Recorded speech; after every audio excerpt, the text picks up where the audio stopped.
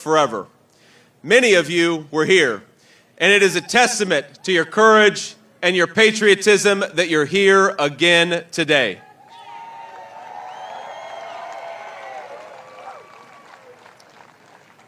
Now, you heard the shots, you saw the blood.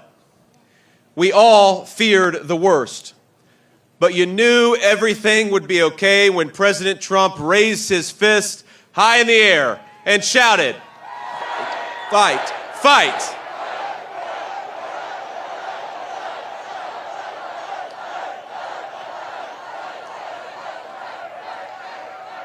Now, I believe, as sure as I'm standing here today, that what happened was a true miracle.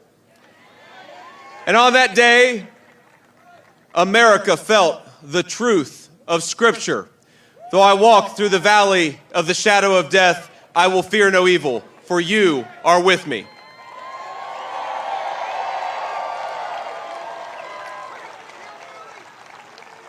I truly believe that God saved President Trump's life that day.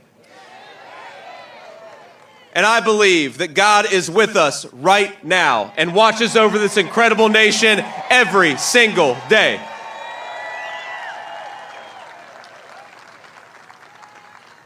Now, there are so many people here, so many people we're honored to have, it would be impossible to name all of them. I see the great Sean Parnell over here. Sean, you're a hero, man. You were a hero on that day. We're joined by many first responders, elected officials, and other distinguished guests. And as we gather on these grounds, once again, my friends, we especially thank God for the two great Americans who were wounded and survived in July. That's David Dutch and James Copenhaver. God bless you guys.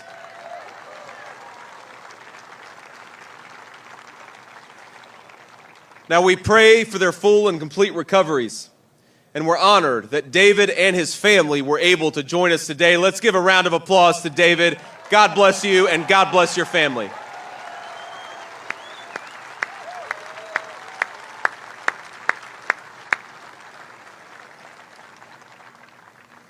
But our hearts are heavy with sadness, knowing that there's one hero who's not here with us today, and that's, of course, the great Corey Compertore.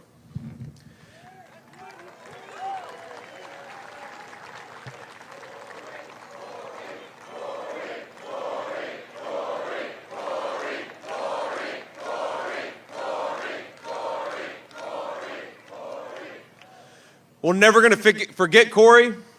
We're never going to forget his heroism that day. And I want everyone to join me right now in sending our support, our respect, our love to the Compertore family here with us today. We love you guys. Thank you so much for joining us. Thank you for loving this country, and thank you for not giving up on it.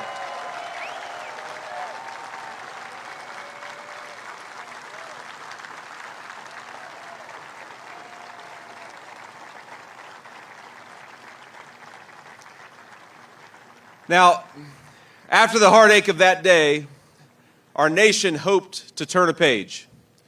We hoped that our opponents would remember that before we are Democrats or before we are Republicans, we are Americans.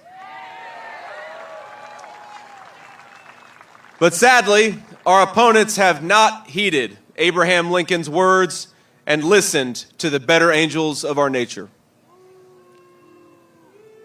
Even after that terrible assassination attempt that took one man's life and nearly took many others, they continue to use dangerous, inflammatory rhetoric. The media has continued to call Donald Trump, the guy who actually won his primary, a threat to democracy.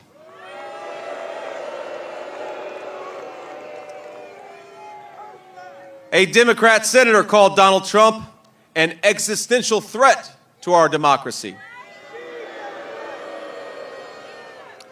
Kamala Harris said that he was attacking, quote, the foundations of our democracy. And I think you all will join me in saying to Kamala Harris, how dare you talk about threats to democracy? Donald Trump took a bullet for democracy. What the hell have you done?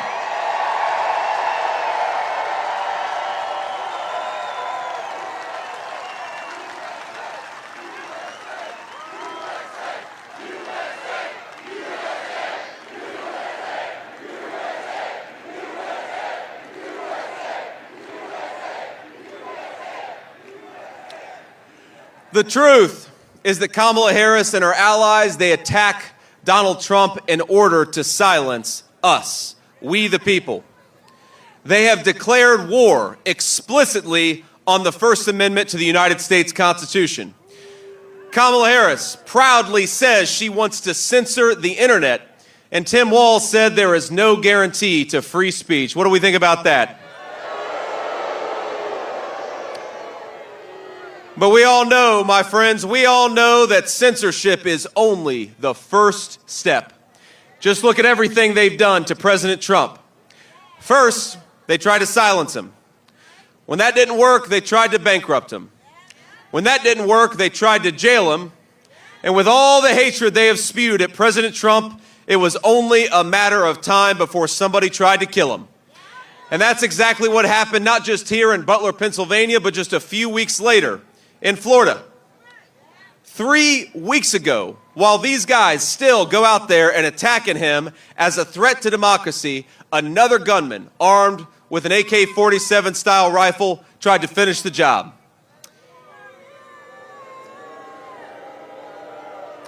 In fact, before the gunman in Florida tried to kill Donald Trump, he wrote, quote, "Democracy is on the ballot." The exact same words that Kamala Harris wrote after accusing Trump of being a dictator only days before the first attempt on his life. But for all of those watching at home, and for all those who might be undecided in this crowd, though there probably aren't that many undecided voters in this crowd,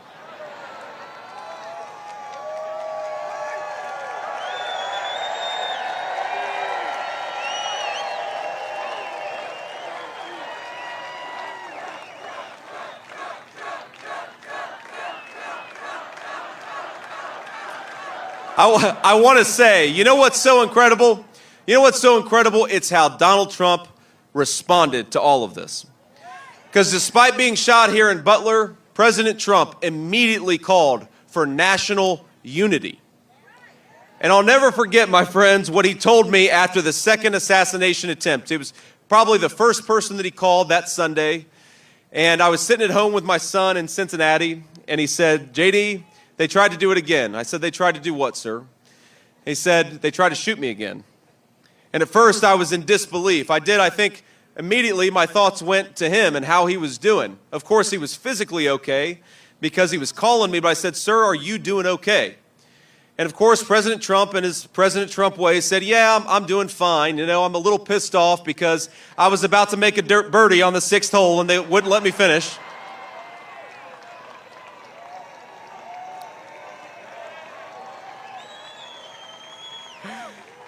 But it made me think. It made me think about the leadership qualities we want in a president of the United States. And so I'd like to ask you, who would you rather have facing down, Vladimir Putin and Xi Jinping? Someone who is afraid of interviews with the friendly American media, or someone who faces down 2 assassins and returns triumphantly to the very place that he got shot?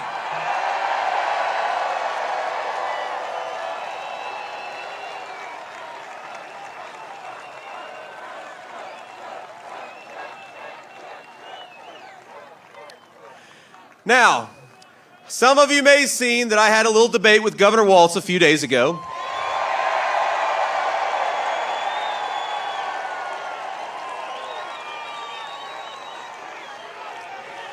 And I have to admit, I'm maybe the only person in Butler, Pennsylvania that feels that way, but I feel a little bad for Tim Walz, if I'm being honest with you.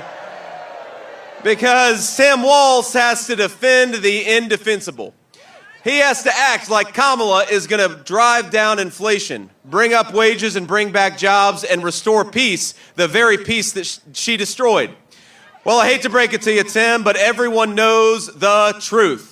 Kamala caused every single one of those problems because Kamala's day one in the White House was 1,400 days ago. Never let her lie to you and pretend that she's going to do something great. She's been in power for 3.5 years and she hasn't done a damn thing.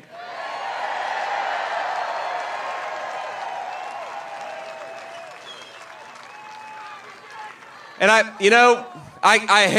hate to say it, but Kamala's record of failure is somehow only getting worse.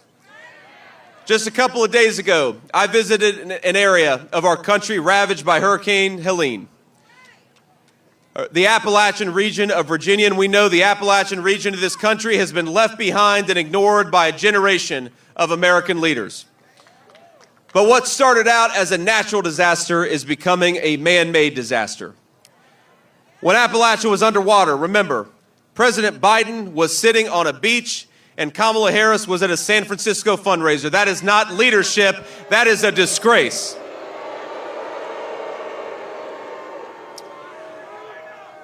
And now we're seeing reports that deployments of the military and the National Guard are moving at a snail's pace. My friends, who the hell is running this country right now? Because it sure isn't Joe Biden, it sure isn't Kamala Harris. The Harris administration has given billions of dollars to foreign countries and illegal aliens. But now they swoop in and they promise $750 to American citizens who have lost everything. To everybody watching, to everybody at this rally, I want to say, I promise you, when Donald J. Trump is back in the White House, we're going to have a president that puts America first.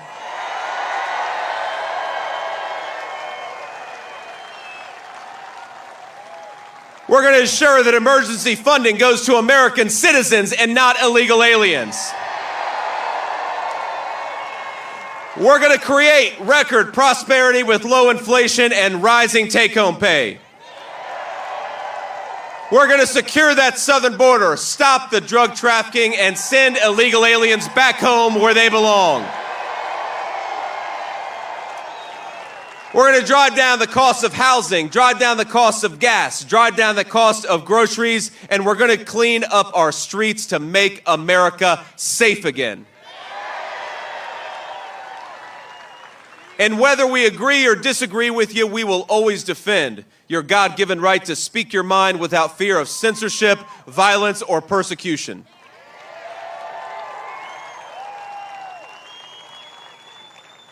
But to everybody struggling, I want you to know that though our country has, yes, been through some hard times over these past few years, I want you to know that help is on the way. We have, think about this, the most generous people, the most abundant natural resources, including some great energy right here in the state of Pennsylvania. We've got the hardest workers, we've got the best values. All we need to restore American greatness is leadership that is fit to serve this country. So more than anything, I'd like all of us to leave this incredible community with a message of hope. Because I honestly believe that what happened right here in Butler is a metaphor for the United States of America. In this land, we may get knocked down, but we get right back up and we keep fighting because in America, hope is never lost. We may face enemies who seek our demise, our destruction, and even our death. They may try to crush our spirits. They may try to convince us that victory is impossible, but in America, nothing is impossible. And as long as that flag yet waves, and I see it's doing it today, there is no trial we cannot endure, no obstacle we cannot overcome, and no defeat we cannot turn into victory.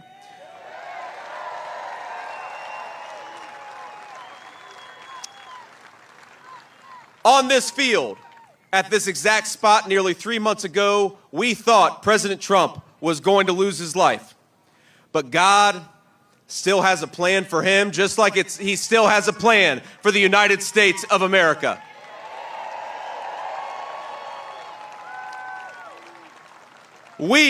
This movement, we have so much left to accomplish.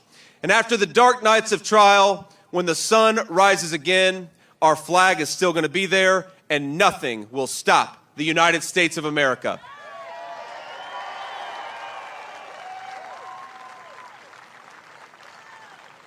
So I want you all, I know he'll be out in just a little bit, but I want you all, when Donald Trump comes out here, to give him a true Butler, Pennsylvania welcome, because with Donald Trump as our leader, we are going to take this country back. We're going to make the American dream affordable again, and it's going to start right here in the great state of Pennsylvania. God bless you, Butler. Thank you for having me. And we are going to take this country back. I love you.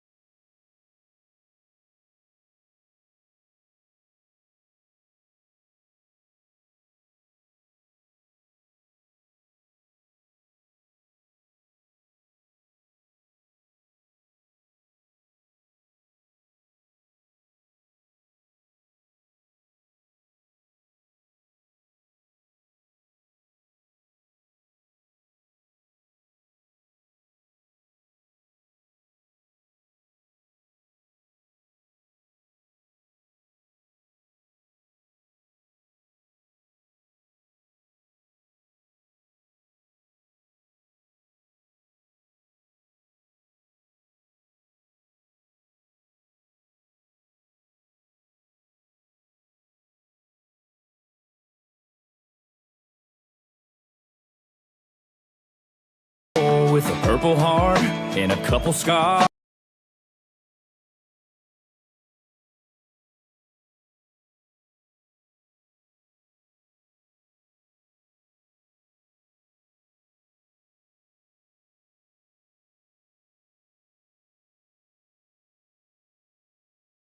A proud supporter of President Trump. When he is elected president, he will deliver the greatest economic boom to America than we've ever seen. We'll see growth in our energy sector. We become a manufacturing powerhouse. We'll see growth in real wages, which will benefit all Americans. It's great to see so many people here. Thank you. God bless.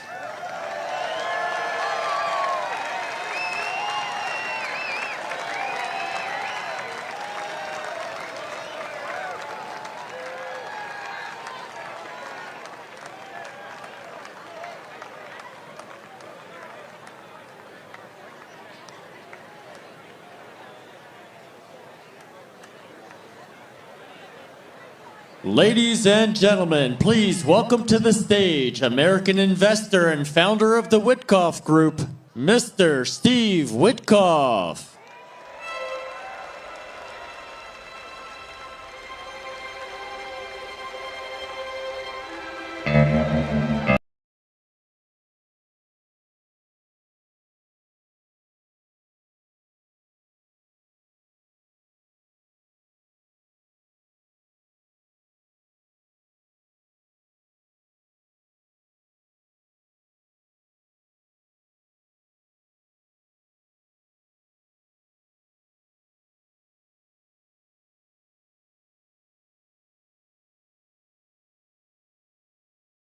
I have some prepared remarks, but I would like to extend my blessings to the Dutch and Copenhagen family, and also to the Corey Compatore family.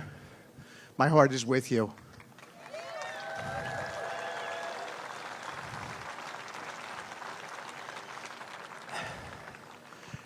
This is a beautiful, beautiful town.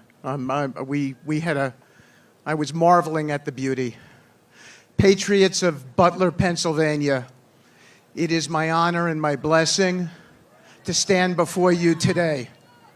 I'm not just here as a speaker, but I am a dear friend of the President and someone who has had the privilege of knowing President Trump personally, witnessing his strength and commitment to our nation. You know President Trump as a man who never backs down. I've been at his side through some of the toughest moments, and I can tell you, he embodies the leadership we need in these times for our nation.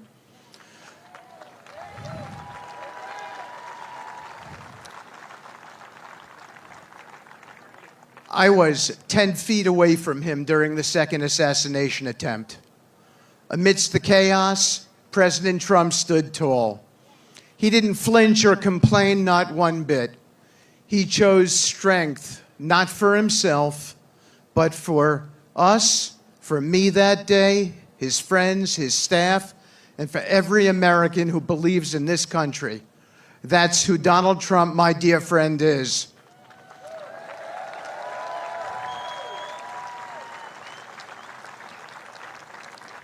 He's a fighter, the toughest fighter I know, who refuses to be broken or beaten.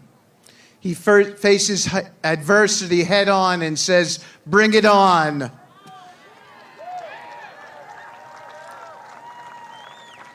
At the Republican National Convention where I spoke, I shared a side of the president many do not have the luxury of seeing: his empathy. While the media paints him as tough, they don't show how deeply he cares. He feels the burden of every challenge this country faces and understands the struggles of everyday Americans. I'll never forget when he reached out to me after I lost my son, Andrew. He wasn't just the president. He was a friend, offering comfort and ensuring we weren't alone. That's the kind of leader he is, the kind we need more than now than ever, the kind who came here today even though he lost his own life on this very stage, but he was not going to be deterred. Today we stand at a pivotal moment. In the wake of the Iranian attack, our nation stands at a crossroads. The world watches to see who will step up to lead us. We need a leader who understands the gravity of this moment, who embodies strength in action, not just in words. President Donald Trump is that leader.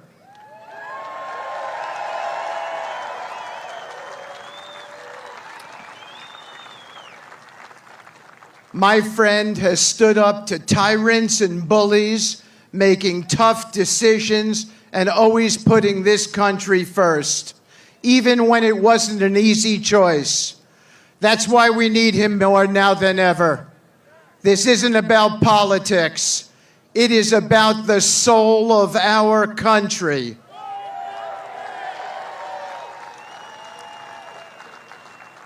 It is about choosing strength over weakness, vision over indecision, and leadership over chaos.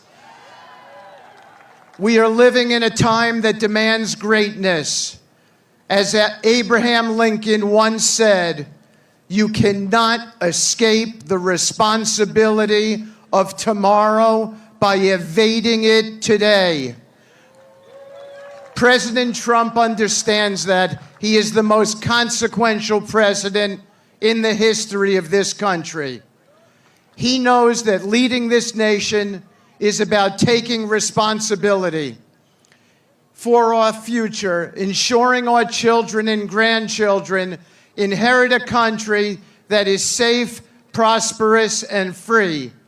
Behind the headlines and the political battles is a man who wants to see America thrive. He believes in every fiber of his being that this country is still the greatest nation on earth and that her best days are yet to come. So as we face this pivotal moment in history, ask yourselves, who do you want leading this country when the enemies of freedom threaten our way of life?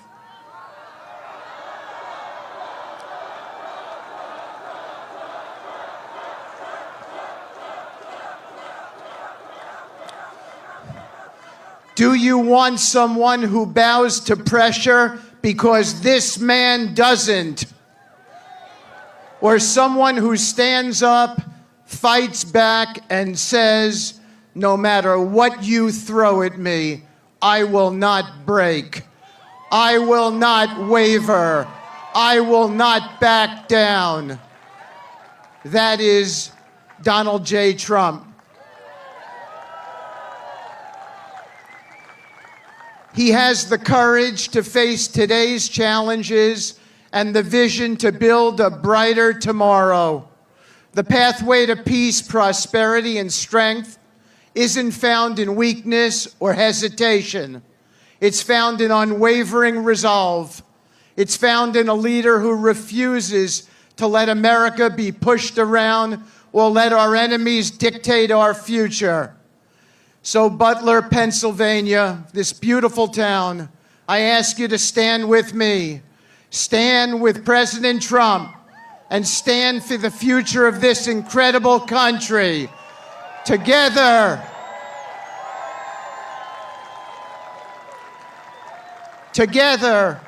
we will overcome every obstacle and make sure America's best days are still ahead.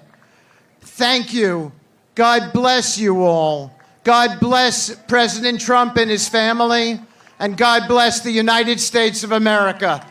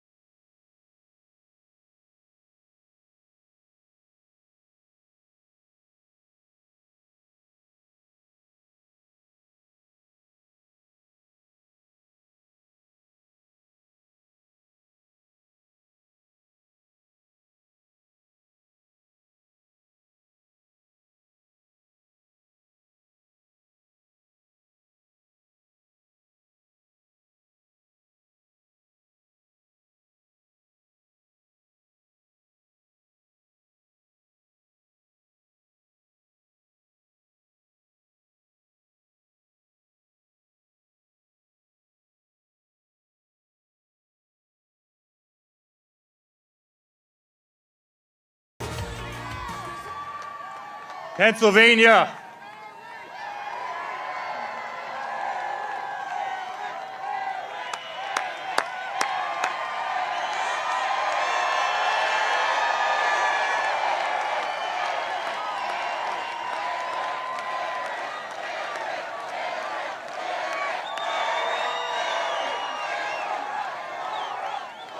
Pennsylvania, I've never been more proud to be anywhere in my life than I am today here with you on this stage.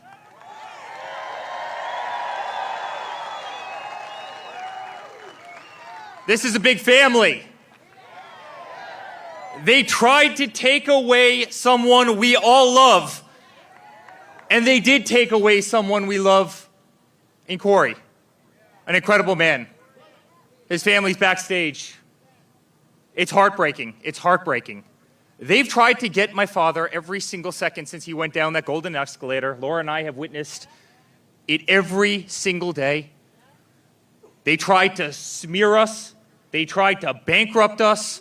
They came after us. They impeached him twice. They went after his Supreme Court justices. They weaponized the entire legal system. The Russia hoax, the dirty dossiers. You remember every single one of them. Far left AGs, far left DAs in every far left place in this country went after my father. They tried to pull him off the ballot in Colorado. They tried to pull him off the ballot in Maine. And it has not worked.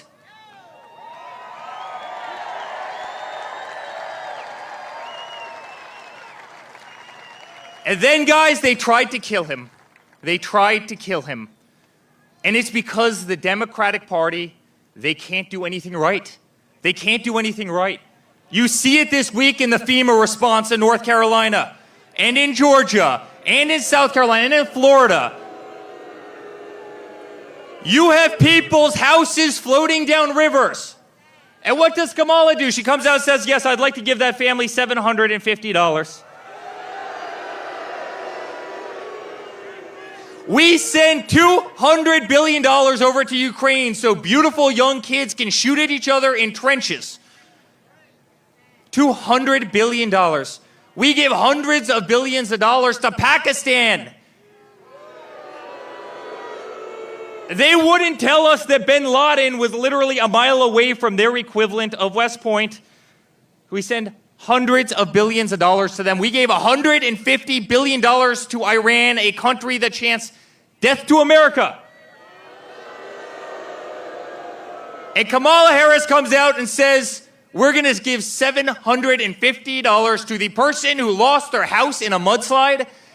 Guys, this isn't America first. This is America last. But the good news, help is on the way.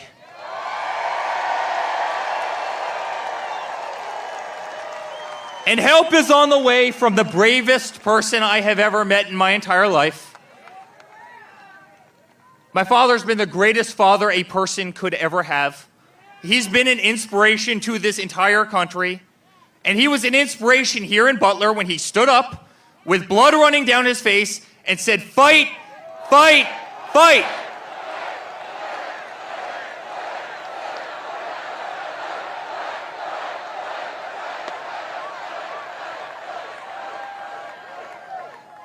I love all of you so much. I really mean it. This is a family. This isn't politics, guys.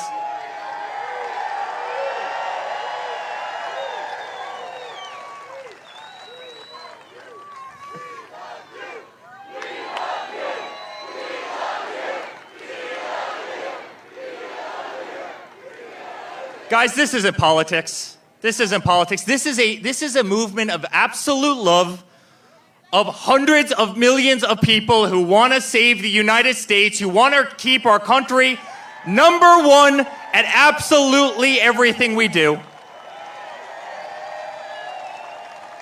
And that's why we're going to re-elect Donald Trump as the 47th President of the United States. Guys, we love you.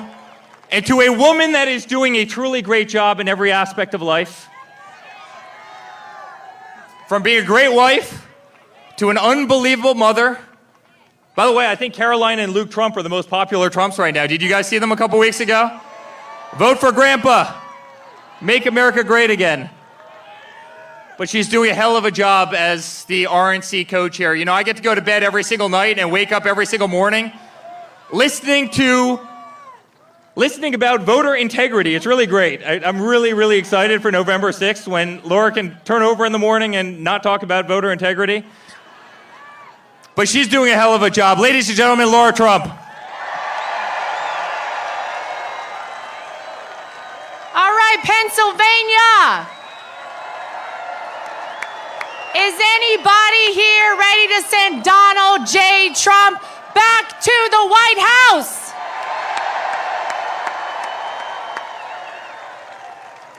Well, we're 31 days away. 1 month from right now, as Donald Trump always says, will be the most important day in the history of America, because this is a pivotal moment for our country. And I don't even have to tell anybody that here. We can all feel it.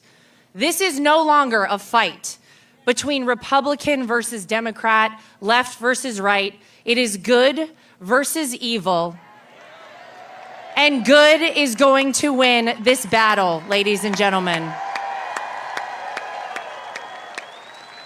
And if you had any question whether God exists and he performs miracles, we got our answer here on July 13th, right here in Butler, Pennsylvania.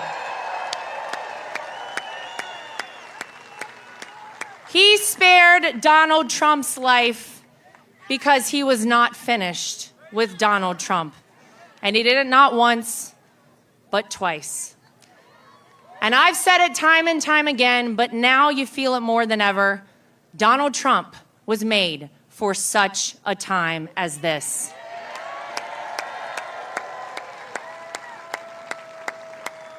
It's such an honor to be back here in Butler. And you know, I knew before Donald Trump even said he wanted to come back here that he would come back to Butler, Pennsylvania, because in life, you can operate with fear and cowardice, or you can operate with strength and faith. And that's what Donald Trump operates with, strength and faith. And that's the kind of leader we need to see back at 1600 Pennsylvania Avenue. We need strength in this country.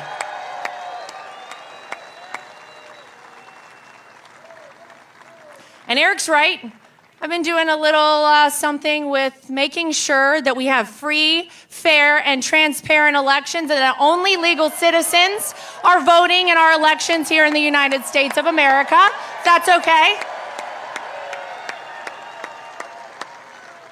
It's been the #1 focus of the RNC since I took over alongside our chairman, Michael Whatley, back in March. We have had a big goal of recruiting 100,000 people to volunteer as poll watchers, poll workers, legal experts on the ground. And we said, I don't know, 100,000 is a lot. I'm happy to report that we have trained 200,000 people across this country to do that.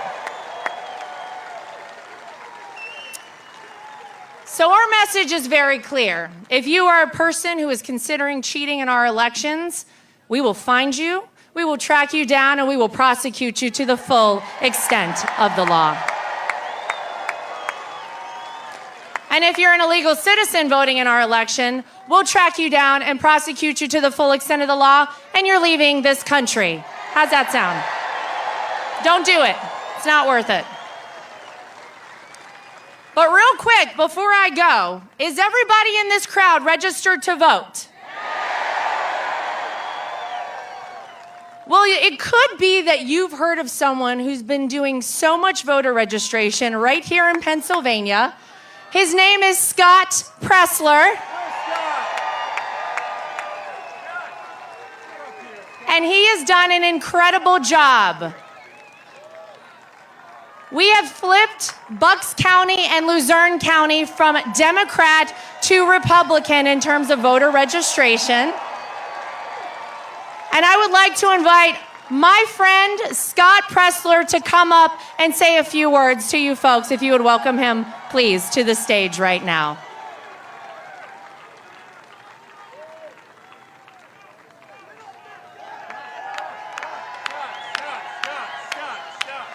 And he wore shorts for us today, so check out his legs. Look at this. Yes.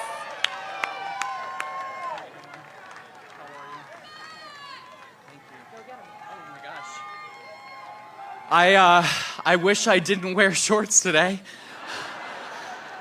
Mom and Dad, I honor you on the stage today, Captain Robert Pressler and my mom, Carol Pressler.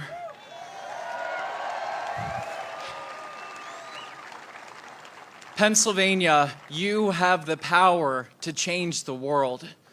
Pennsylvania wins the White House, and so please, I ask you today, please check your voter status, make sure you're an active voter registered at your current address, and please visit vote.pa.gov and register to vote today. A message to our union workers: we want your vote. We want to keep jobs here in America. To our beautiful Amish and Lancaster and across the state, we will protect your raw milk, your dairy, your farming, your school choice, your religious freedom, your ability to afford to have 10 beautiful children per family. To our hunters, 30% of you are not registered to vote. Please, our hunters, support the Second Amendment, register to vote. To our truckers that service us every single day, please request a mail-in ballot or vote early, lock in those votes. To our sorority sisters and our fraternity brothers, please, you have the power. If you're going to school here in Pennsylvania, register to vote legally and lawfully here in the Commonwealth of Pennsylvania. I feel this from the top of my head to the tip of my toes. I love our great country. President Trump took a bullet for us.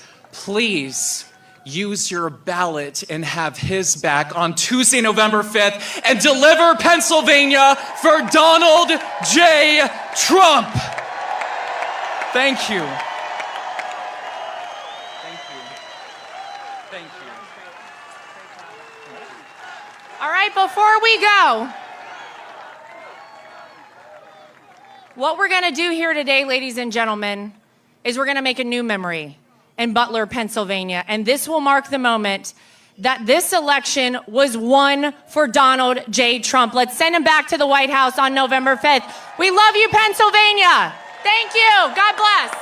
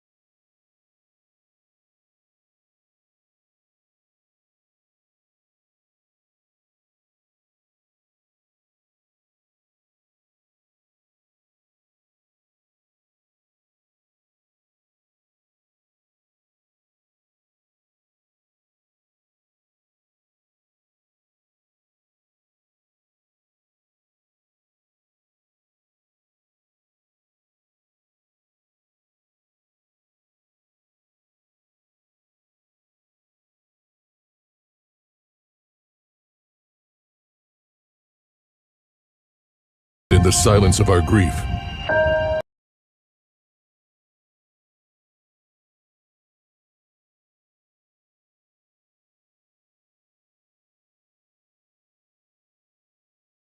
Lost, when the cause seems to be unwinnable, when the night seems to never end and hope is on its knees.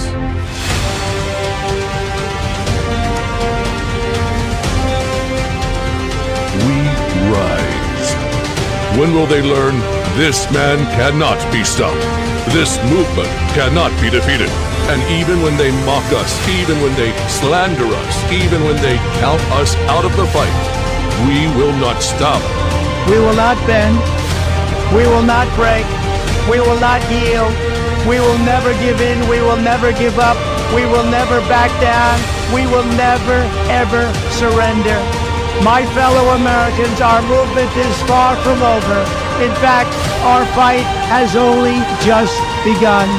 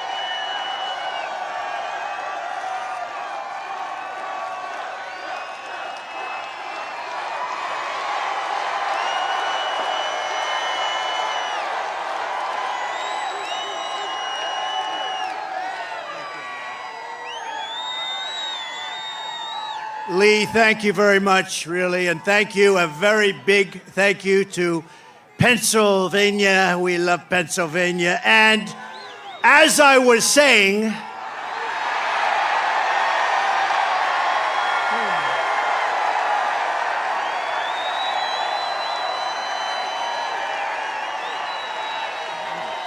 oh, I love that. I love that chart. I love that graph.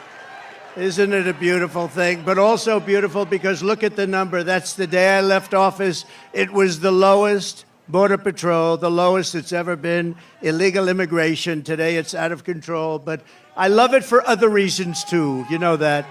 So thank you very much. And thank Lee and what Lee has done with that song. And it's such an honor to have it.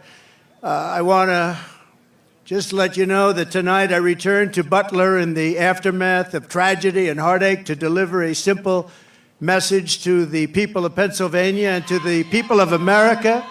Our movement to make America great again stands stronger, prouder, more united, more determined, and nearer to victory than ever before. We're going to make America great again.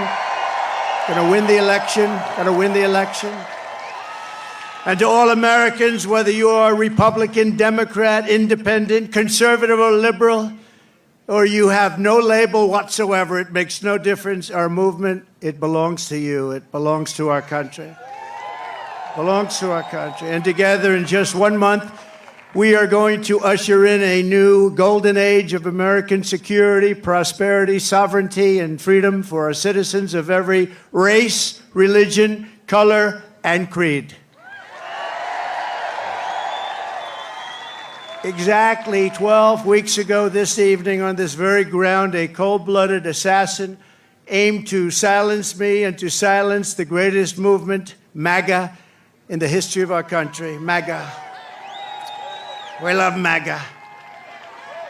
For 16 harrowing seconds during the gunfire, time stopped as this vicious monster unleashed pure evil from his sniper's perch, not so far away. But by the hand of providence and the grace of God, that villain did not succeed in his goal, did not come close. He did not stop our movement. He did not break out our spirit. He did not shake our unyielding resolve to save America from evils of poverty, hatred, and destruction. Yet we are here this evening in record numbers. This is a big crowd. This is a big one. This is a big one. Not only to mark the triumph of American spirit, but over, and you know that this is really, truly, in the truest sense, spirit over evil and adversity, but also to pay tribute to some of the best and bravest we have ever known. This field is now a monument to the valor of our first responders, to the resilience of our fellow citizens, and to the sacrifice of a loving and devoted father, a really great man. You know that. Forever afterward,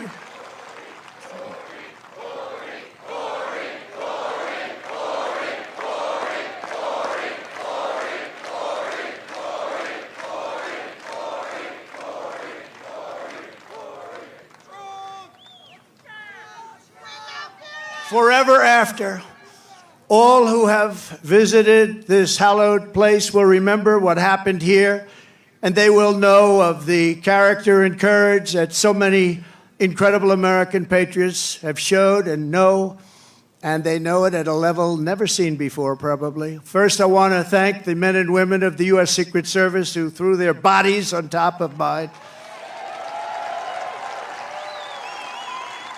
without even a thought for their own lives. They were on top of me so fast.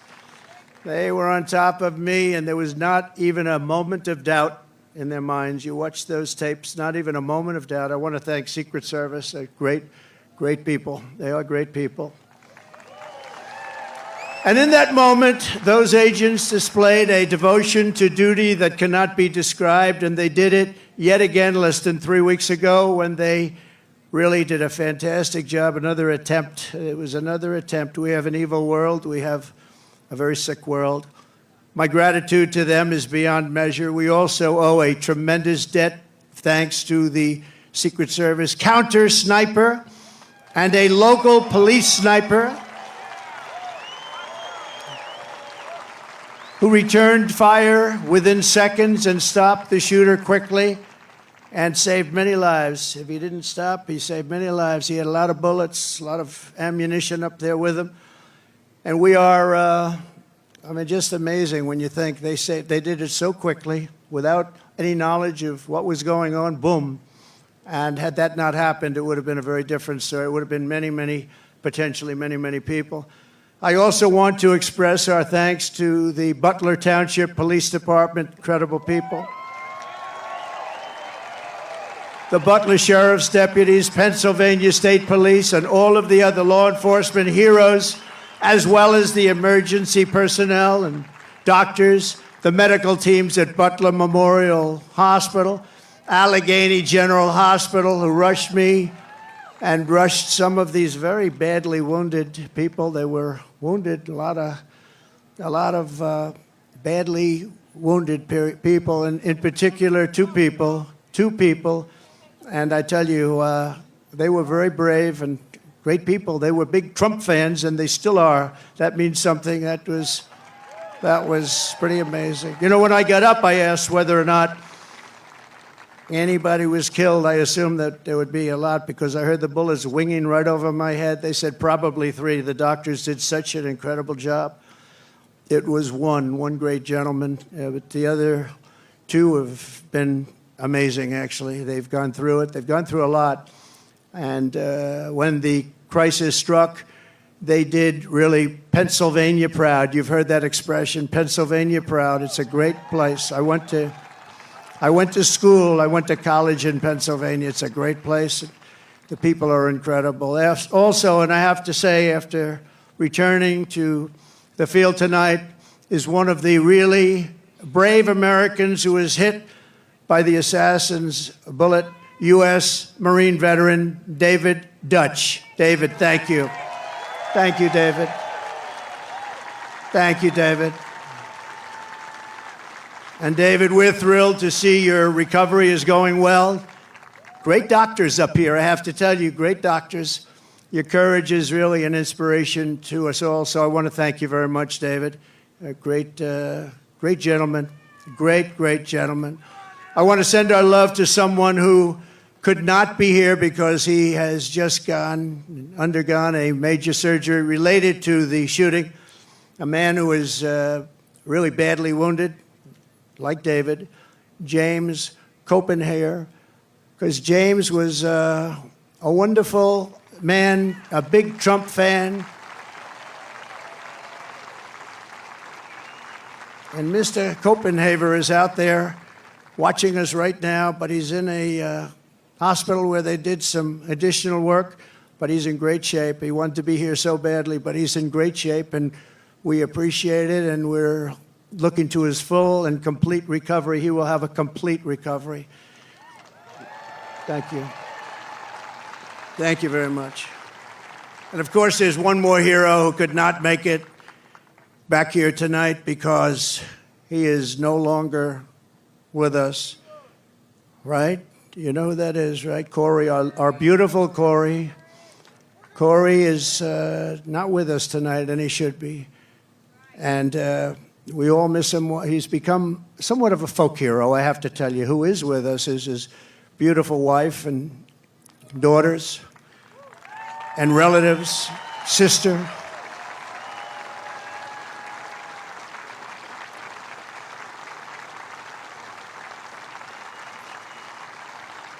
Please, where are you? Where are they sitting?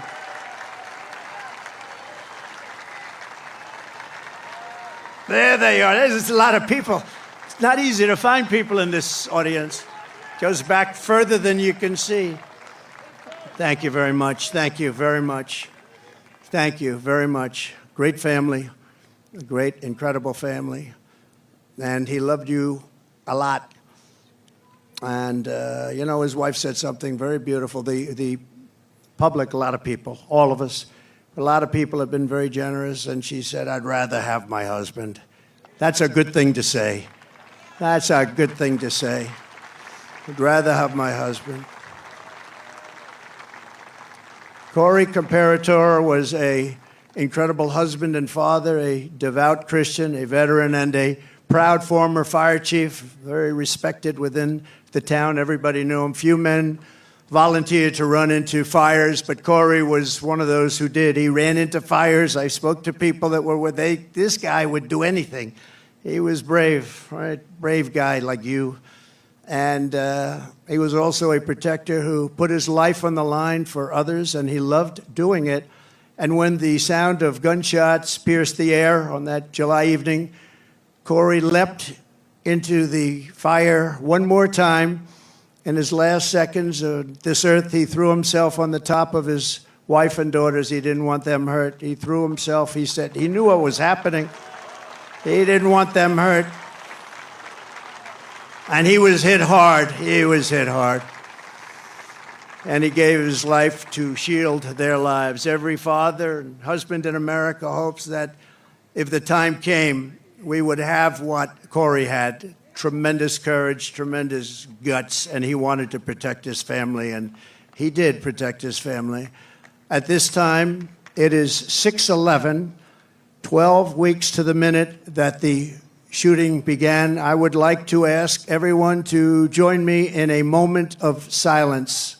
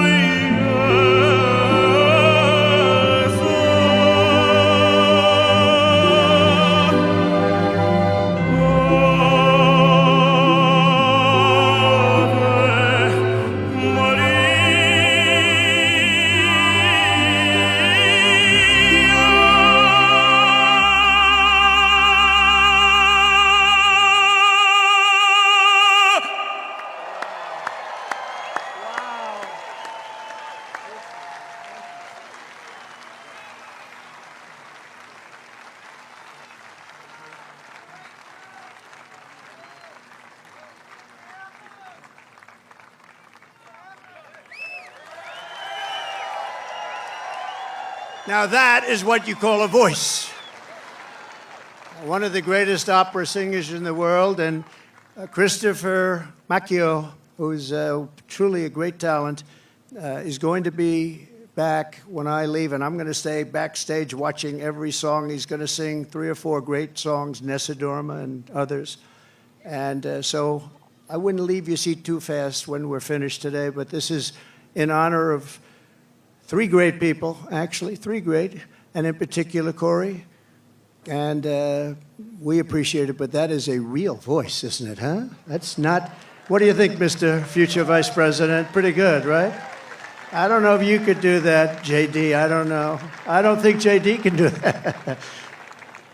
In the face of murderous hate, Corey answered the most selfless kind of love. We are joined this evening by Corey's incredible widow, Helen, his 2 precious daughters, Kaylee and Allison, and his sisters, Kelly and Dawn. Thank you so much. Thank you so much. This is an incredible tribute. This is a tribute like no other, and he deserves it.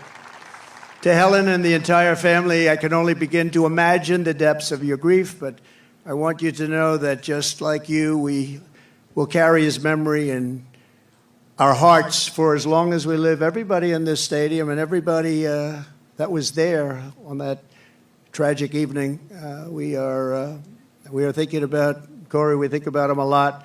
I know he's looking down on us right now from heaven, smiling at his beloved wife and daughters and his mother, Karen, and his entire family. And he's with you, and he's going to be with us for a long time because, you know, some people just don't die in vain, and what he's left behind is incredible. And so God bless you, Corey. God bless you. Thank you very much. God bless you.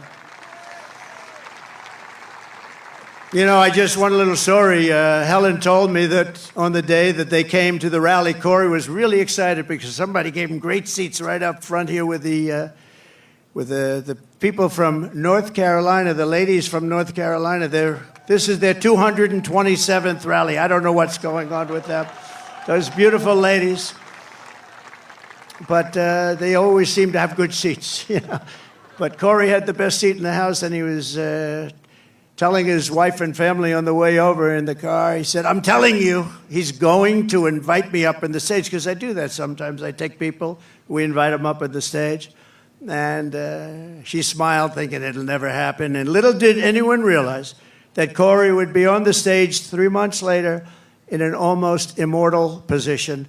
And that's where he is today. He's on the stage in I think it's a truly immortal position. So the love that he showed on that day and throughout his life is the love that sustains the entire movement, love that our families have, and it's love of our communities and love of our country. It's a force more powerful than any hatred and malice, because even in the darkest hours it shines forth as a guide, and it guides us like nothing could ever guide us. It guides us really like a candle in the night. And so it's love like Corey's that is joining us to save our country, that's going to heal our country, and that is going to reunite our country as one nation under God, indivisible, with liberty and justice for all.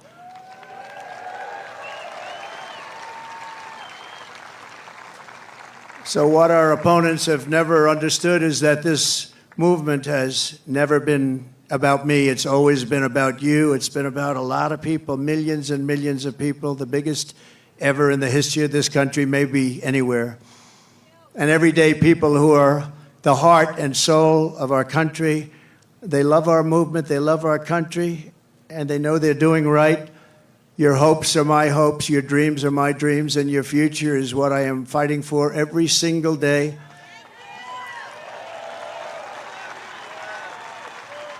And now I have a great companion in JD Vance. How good was he the other night? How good?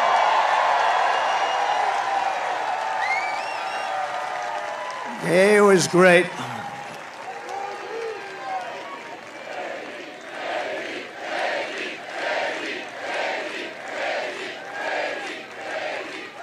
He was great. But from the very beginning of this journey, I've been on a mission to rescue our country from a failed and very corrupt political establishment, very corrupt. We have to change it. We have to change it. We need also a very free and open press. and to give it back to the country you believe in and I believe in. It's a country that we were born in and the country that you deserve. You deserve this.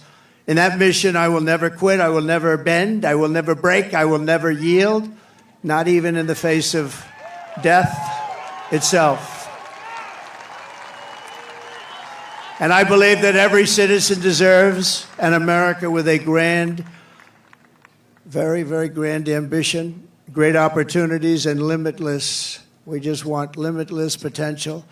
We want an America where you can get ahead and be proud of life and provide for your family in a really decent way, where we don't have crime. We have a fabulous military to protect us from evil. Everything has to be the best. We have to have the best schools. We have to have strong borders. We don't want bad people coming in and hurting us. We don't want to have open borders, do we? You deserve a government that protects and respects its own citizens, that defends your sovereignty, your security, and your dignity and your freedom. You deserve a nation that builds things, again, makes things better, that aims for the stars once more, and that once again commands respect. And we want to get respect like we had it 4 years ago. The entire world respected us. They respected us. They respected us more than they've ever respected us. And now they laugh at us. We can't have them laugh at us, can we? Above all, you deserve leadership in Washington that does not answer to the lobbyists, to the bureaucrats, or to the corrupt special interests, but answers only to you, the hardworking citizens of America, of which there are a lot of them. We have a lot of them. We have a lot of them. Over the past 8 years, those who want to stop us from achieving this future have slandered me, impeached me, indicted me, tried to throw me off the ballot, and who knows, maybe even tried to kill me. But I've never stopped fighting for you, and I never will. Never will. Never gonna stop.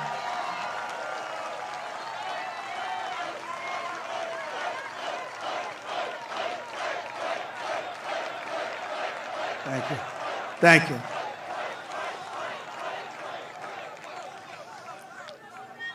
And in turn, you have always stood with me. You have always stood with me, no matter what. You saw what was going on. You saw the hoaxes and the scams. You saw everything that went on. We are a team. We're a great team, I think. We're probably the best team ever in the history of our country, if you really think about it. We've fought together. We have endured together. We have pushed onward together.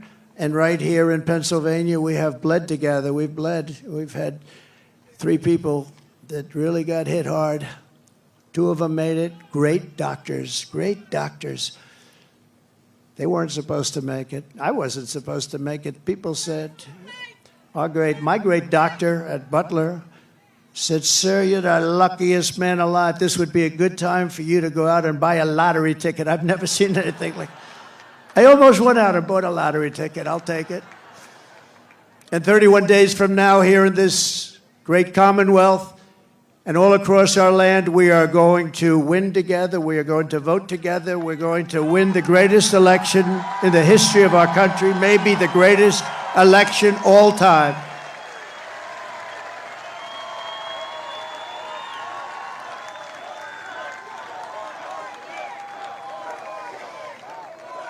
After we all have been through all of this together, nobody's gone through what we've gone through. Nobody. Because I go through it, you're going through it too. But there's never been anything like this. You know, I always say there's an enemy from within and there's an outside enemy. And if you're smart, the outside enemy is not going to be a problem. Russia, China, North Korea, we're not going to have a problem if you have a smart president. If you have not such a smart president, then it's a problem. But we have an enemy from within, which I think is much more dangerous than the outside enemy. We stand on the verge of the 4 greatest years in the history of our country. We can make these the 4 greatest years. We'll turn it around so fast that your head will spin.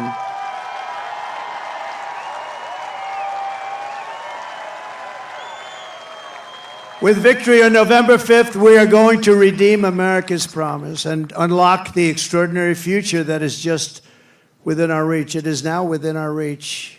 Think of it, 1 month from today, 1 month. We got to get there. We got to get there. They'll drop all sorts of bombs. They'll be hitting you, JD. They'll be hitting me. These people, they'll hit and hit.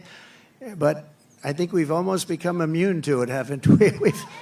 We've become immune to it. You got a little dose of it, a couple of little doses. No, that's the only way.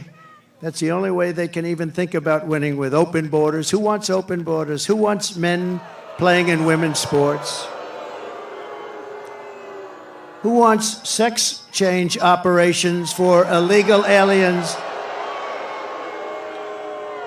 in holding bins? No, I don't think so.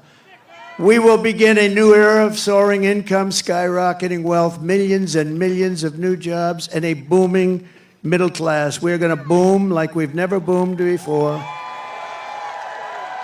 And we're going to unleash a manufacturing renaissance right here in Pennsylvania, including fracking like we've never fracked before. We're going to frack, frack, frack. You know, our opponent said, there'll be no fracking, no fracking. We'll never frack, we'll never frack. Then she started seeing poll numbers, by the way. And by the way, speaking of poll numbers, do you mind if I mention poll numbers? Because I only mention them when they're good. I'd never mention it. But one that's hit me really amazingly, Rasmussen, very highly respected poll. JD, it just came out. I don't think you heard this one, but this is a shocker. You know, they always say the Democrats will win the Hispanic vote, but we've been creeping up rather rapidly. And Rasmussen is one of the most respected polls. I mean, Republicans would get 4, 5, 6, 9, 10%. They just came out with a poll, 62% for Trump. Think of that. Think of that. And 34% for Kamala.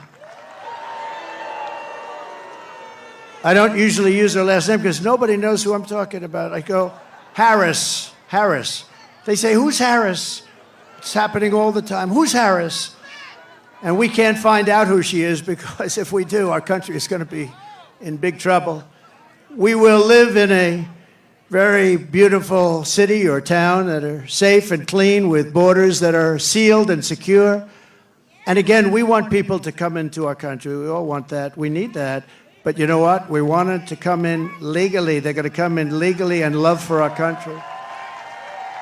And America will once again be strong and confident and free. And we're going to have that. We're going to have it strong, confident, and free. That's why I'm here today. You know, I could right now be having a beautiful life. I don't have to be here. I could be on a gorgeous beach someplace. I have such nice property. I could be in Monte Carlo, as an example, but I'd rather be in Butler with you. I would rather. I'd rather be in Butler. And I think JD would rather be in Butler, JD.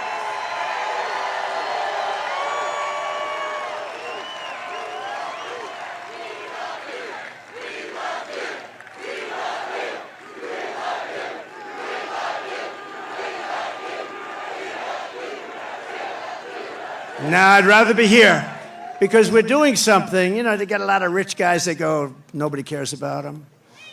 I had one about a month ago, very, very rich guy, and he called me up. He said, President, I've known him for a long time. I don't say how long because I don't want my wife to hear that number. It's a long time. But he's very successful, and he said to me, sir, could you do me a favor? The guy's worth billions of dollars. He said, could you do me a favor? I can't get into a restaurant. Do you think you could call them to get me in? And I said, what the hell is the good of being rich if you can't get into a restaurant, right?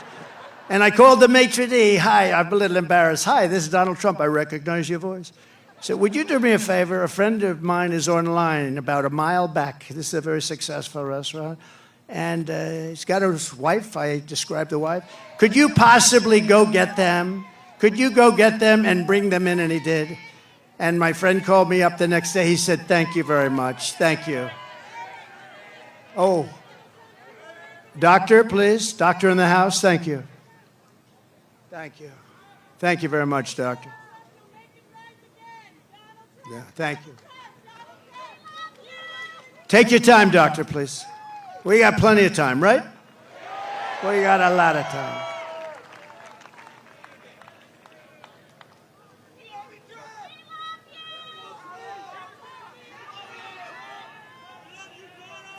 You doing okay?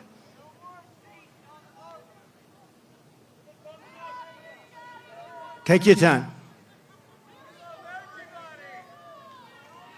We've got to protect our people, right? Take your time.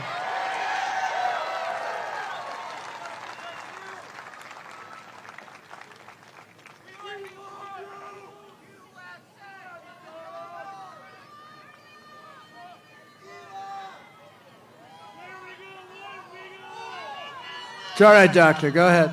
That's all right. That's all right. People come out 2-3 days ago, and then they get it's an amazing thing. It's an amazing thing. We appreciate. Everybody appreciates it. Yep. Take your time. That's great. That's great.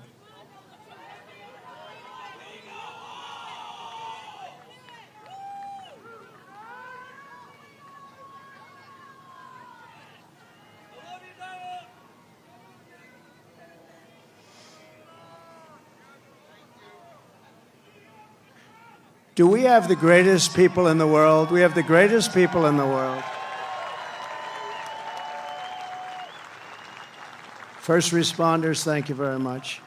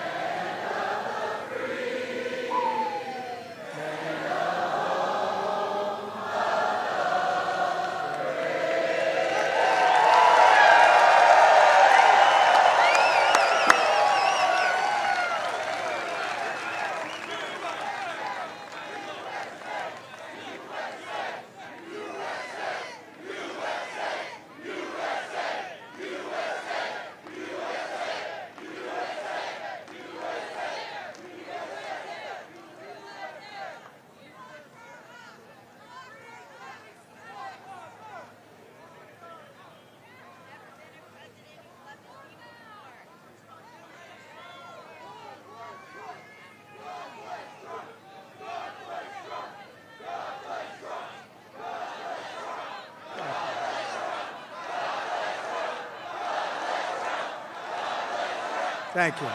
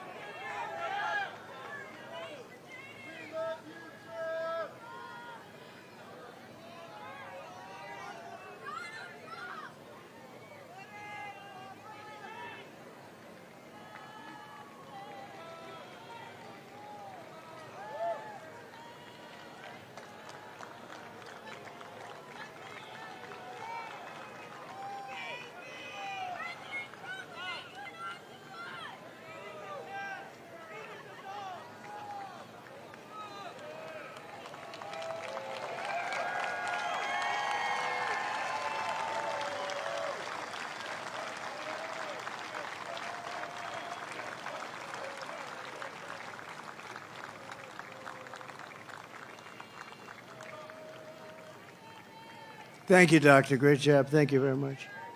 Thank you, all. Fellas, thank you. First responders, thank you very much.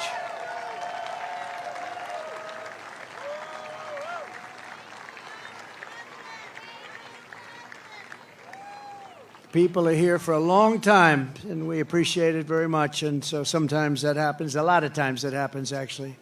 But she'll be great. You watch. So 12 weeks ago, we all took a bullet for America, and all we are all asking is that everyone goes out and votes. We got to win. We can't let this happen to our country. We can't take another 4 years like this. We won't have a country left. We're not going to have a country left. And all of this will be for nothing if you don't get out and vote. It will all be for nothing. We will have talked about it, and if we do it, it'll be the greatest achievement, I think, in the history of politics for all of us for this age. Because we're going to change our country around and fast. We're going to do things that nobody thought were possible. We're going to do them fast. So Pennsylvania, it's time to stand up for America and time to save our country. This is really about saving our country. It's never been like this. When you look at the crime, look at the crime. Look at the people that are coming in, murderers. 13,099 murderers let in over the last short period of time. Murderers that have been released from penitentiaries, prisons, jails, released into our country. Crime rates all over the world are down. They're taking their gang members and their criminals, they're taking their people in jail, and they're releasing them into our country. We can't have it. You know, we just can't have it. How do you get more simple than that? They're releasing murderers, they're releasing drug dealers, they're releasing gang members and criminals, human traffickers. Mostly they traffic in women, and they're releasing them all into our country, and they're emptying their jails, and their crime rates in Venezuela are way down because, you know, but it's not only in South America, it's all over the world, in Africa, the Congo. There are a lot of people coming out of the Congo in Africa. They're coming out from Asia. They're coming out from the Middle East, Yemen. They're coming out from Yemen. A lot of people coming out of Yemen.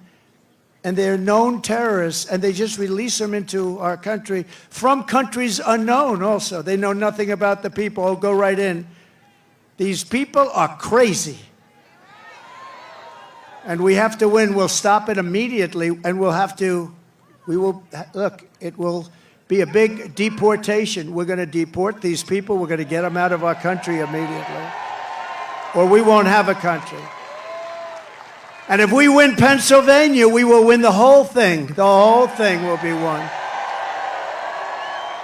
So for the sake of our families, for the sake of our children, we will keep on going. And as the expression goes, I mean, I'm a little embarrassed to say it, to be honest with you, but I'm going to say it because a lot of people do say it. We will fight, fight, fight. We're going to fight for our country. We're going to fight for our country. And together we will save this country, we will restore the republic, and America's future will be bigger, better, bolder, brighter, happier, stronger, freer and greater, and more united than ever before. Our country will be united. You'll watch, you'll watch. You know, we had the most successful country ever, maybe in the world during my term. We had the greatest economy that we've ever had. And you know what was happening? We were uniting. The other side, radical left people were coming over. They wanted to meet. They were coming over.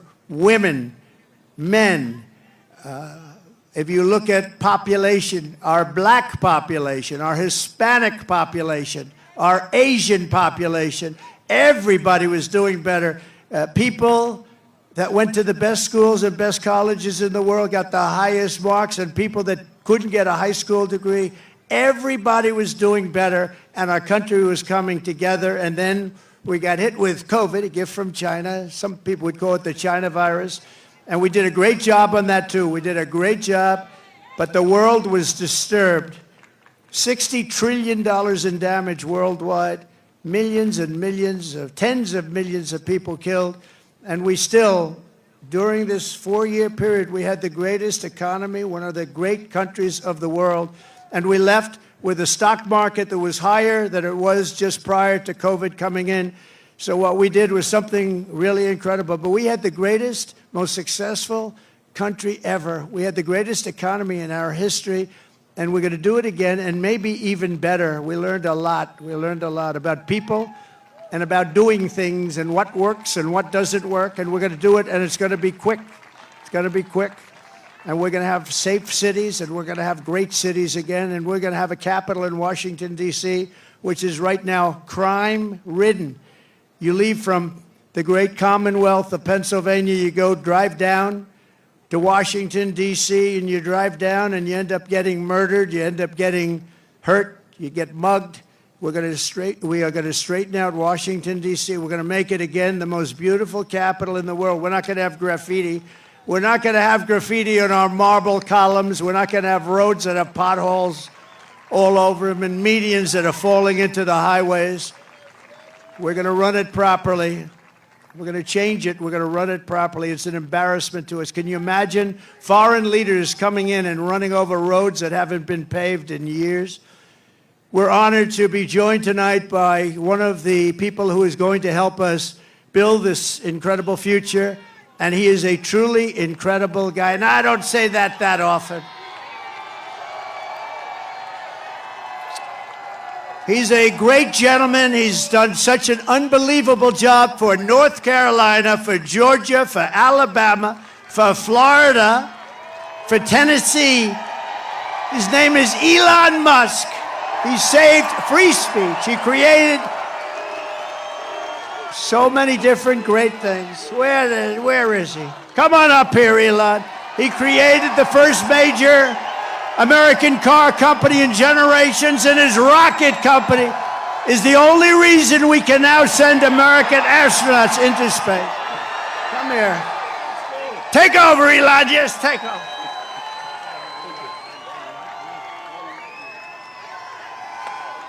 Hi, everyone.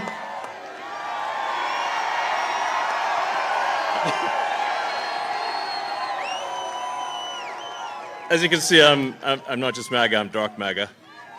Well, first of all, I want to say what an honor it is to be here. And, you know, the true test of someone's character is how they behave under fire. And we had one president who couldn't climb a flight of stairs, and another who was fist pumping after getting shot. Fight, fight, fight! Blood coming down the face. Now, America is the home of the brave. And there's no truer test than courage under fire. So who do you want representing America? Yeah, absolutely. And I think this election, I think it's the most important election of our lifetime. This is no ordinary election. The other side wants to take away your freedom of speech. They want to take away your right to bear arms. They want to take away your right to vote effectively. You've got 14 states now that don't require voter ID. California, where I used to live, is just passed a law banning voter ID for voting. I still can't believe that's real. So how are you supposed to have a proper election if there's no ID? It's just meaningless. And free speech is the bedrock of democracy. And if people don't know what's going on, if they don't know the truth, how can you make an informed vote? You must have free speech in order to have democracy. That's why it's the First Amendment. And the Second Amendment is there to ensure that we have the First Amendment.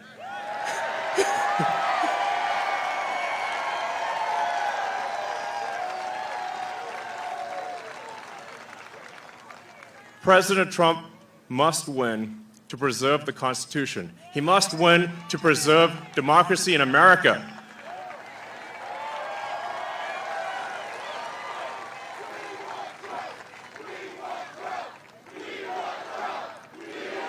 Yes.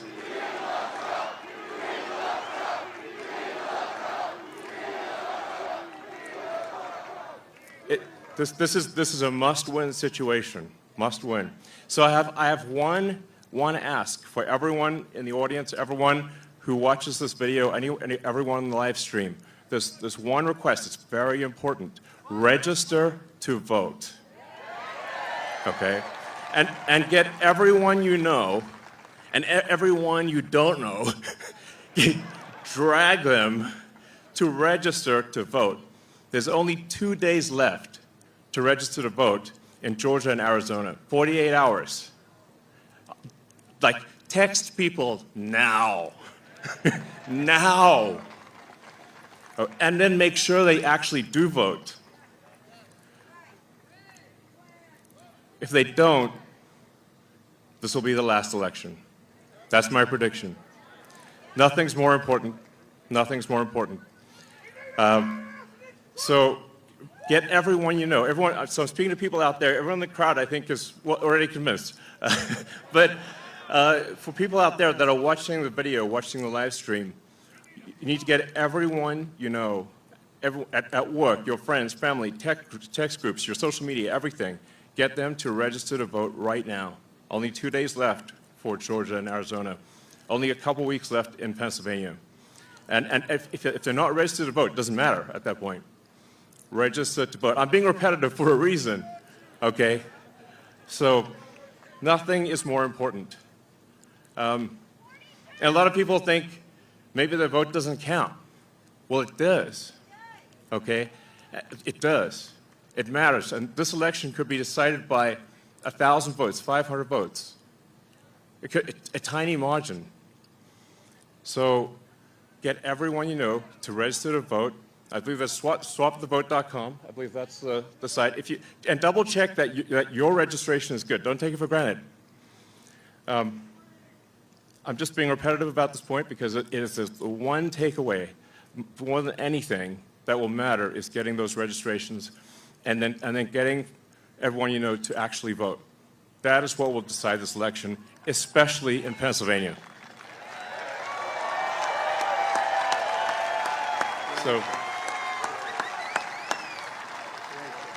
So thank you, and honestly, you want to just be a pest. Just be a pest to everyone you know, people on the street, everywhere.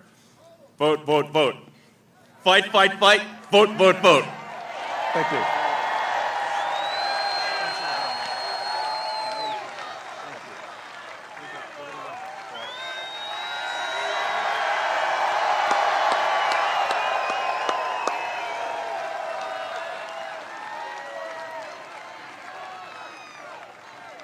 What a great guy. And he'd rather be making rocket ships because he'd really rather do that.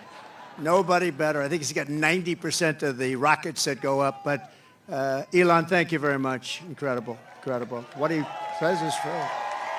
What he says is true. You know, we're all having fun here tonight, but if we don't register and if we don't vote, we're just going to look upon this as another sort of nice day in our life, but it won't even be a nice day. We're going to look back and we're going to say, wow, it's a lot of time, a lot of effort. We got to win. If we don't win, it's, as he said, it's just not important. We have to save our country, so you have to get out and vote. You got to get out and vote. You got to get your friends and vote because, you know, they play a lot of tricks, this particular other side.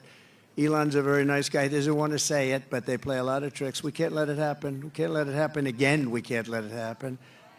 And one thing, they showed us how bad they are. They showed us how bad a job they do. So that's one thing we got from this 4 years. They've done the worst job. That's the worst president in the history of our country. It's the worst vice president in the history of our country. And if you watched over the last couple of days, they are doing, this is a Katrina for them. This is one of the worst, they say it's the worst job ever done on helping people through the ravages of a hurricane. And they're watching, she's out there campaigning in San Francisco, a place that she ruined, okay? She ruined San Francisco.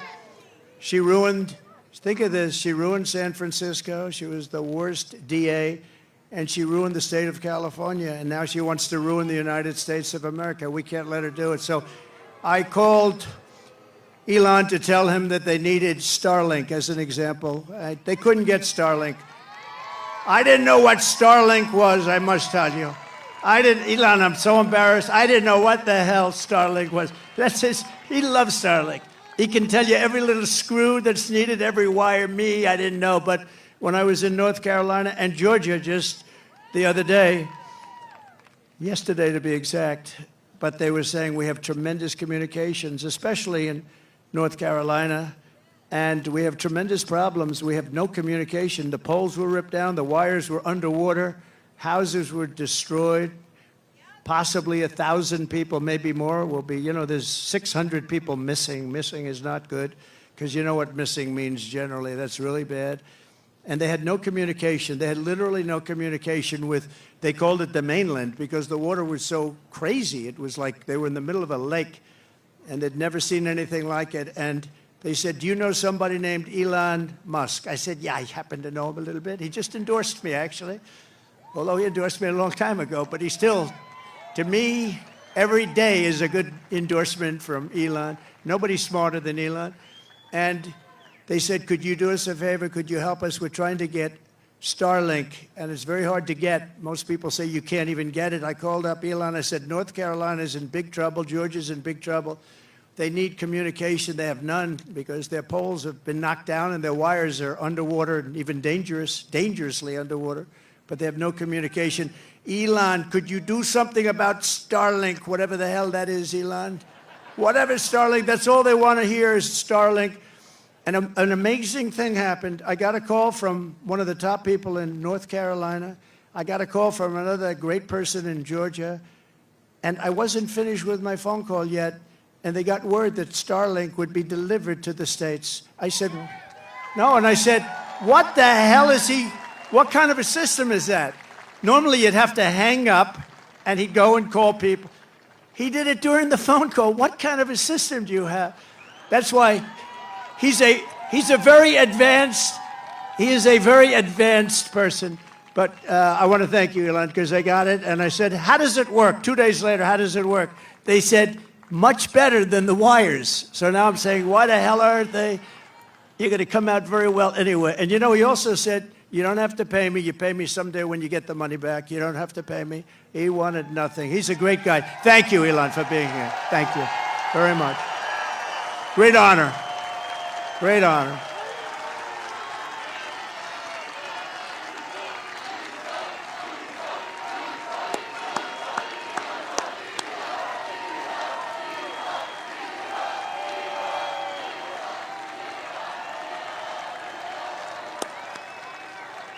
Thank you, Elon. And that's heartfelt. I can't even see the end. That's a lot of people here today. We're also joined by a great gentleman, a top, brilliant student. He went to a tremendous college and he graduated right at the top of his class. In 2 years, I didn't know you could do that. It's 4-year college. Then he went to the military. Then he came out and he did fantastically inside the military. Then he came out. He went to Yale without the benefit of family ties. You know what that means, right? Without the bit of, that's pretty good without family ties. I don't know too many of those people. They had no family ties. He got in. He can't get in. And he graduated along with his wife. They're not going to have any problems with your kids academically, I can tell you. His wife and him were like the top students in the class. But he went to Yale Law School, and then he went out into the private sector, did great. Then he ran for the Senate, and he did fantastically. He won. And he's like a rocket ship. He's like one of Elon's rocket ships, the way his career is going. But you see why, because he's a really brilliant guy. And you saw that the other night in the debate, right? You saw that the other night in the debate. You know the expression they have? If that were a fight, they would have stopped it, right? So I just want to thank JD. I was always confident in that pick. And we had great people too, JD. We have every one of those guys were great. Every one of them would have done a great job. It was amazing. But we appreciate the job you're doing. And he's also very energetic. And he'll go on anywhere. He'll go on MSDNC. I say, oh, he's on that. He'll go on CNN. It's like he has no problem. He swats them like this. He has no problem. No, it's true. You know, other people say, sir, I'd rather not do that one. I'd rather not do that one, sir. I'd rather not do them because they are, you know, very, with him, he doesn't care. He says, they're not going to outsmart me. So I want to thank JD. You've done a great job. Thank you very much. Amazing. Great.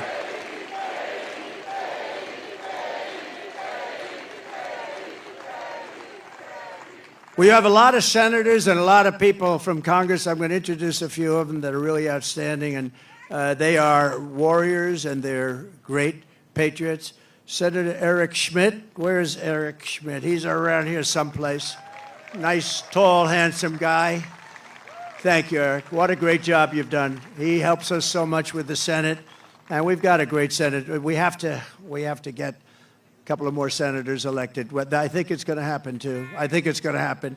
We have members of Congress here. Dan Muser. Dan, where's Dan? Great. Great job. Real warrior. These are warriors. Guy Reschenthaler.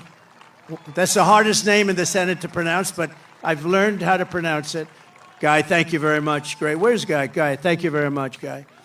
Glenn G.T. Thompson. Fantastic guy. Thanks, Glenn. Great job. John Joyce. Thank you, John. Great. Corey Mills. He's out there fighting, too. He's out there. He is out there in North Carolina, Georgia. He's out there helping people. Mike Waltz, who's a tremendous national security asset. Thank you, Mike. Thank you, Mike. Okay, and a man who was my doctor. I got to know him as a doctor in the White House, right? And then before that, he was actually an admiral, and then he went to the White House. He was a great admiral. He was a great doctor.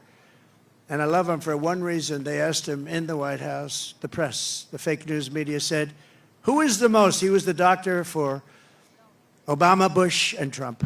That's pretty good, right? White House doctor for the three of us. He said, the press, who is the healthiest of the three? He said, definitely it's Donald Trump. There's not even a contest. And I love that guy. When he said that, JD, when he said that, I said, I like this guy. So then he said, you know, sir, he was leaving the White House. He said, you know, I'd love to run for Congress. And he ran against 28 people. They were all running for the Republican primary because whoever won that primary is going to win.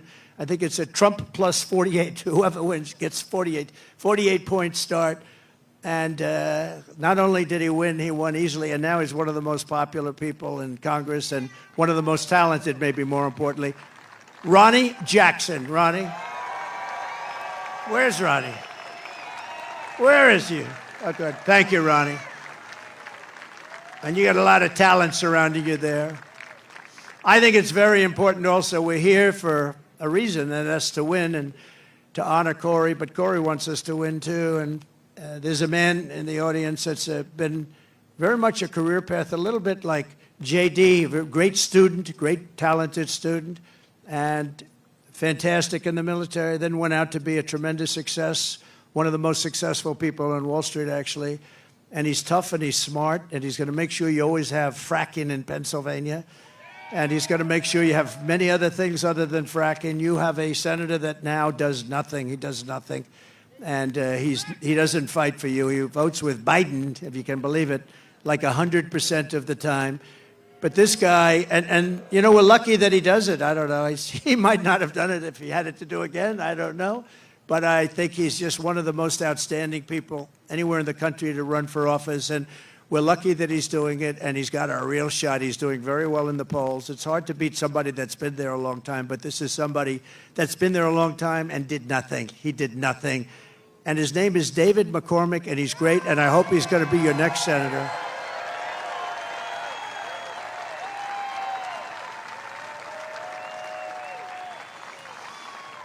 And I see somebody else I didn't know he was here. Mike Kelly. I see Mike Kelly here.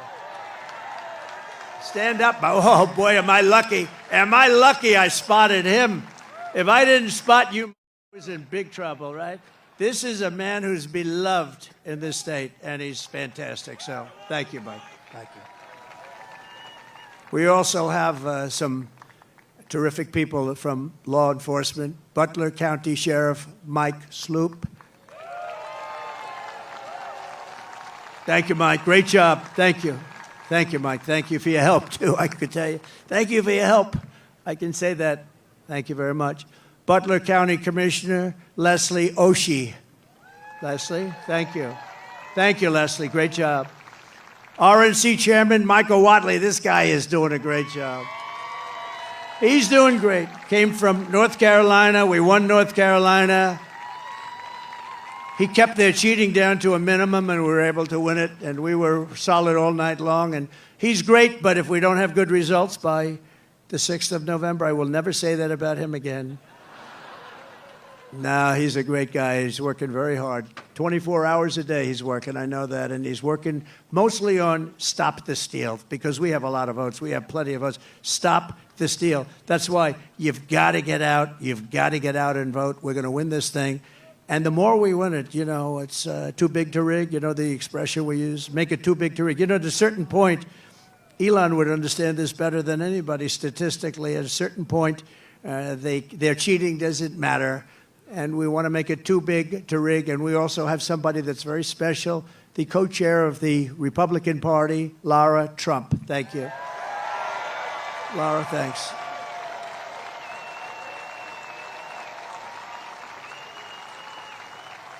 And, you know, oftentimes with families, they say, oh, you know, why did you put that one in or this one in, and all the different people. So many people have problems with that. In her case, everyone said, how the hell did you get her to do it? She has been unbelievable, so thank you very much. Comes from North Carolina, and I have a feeling she's going to be spending some time down there a little bit. And she's married to my wonderful son, Eric, who's right here. So, Eric, please stand up.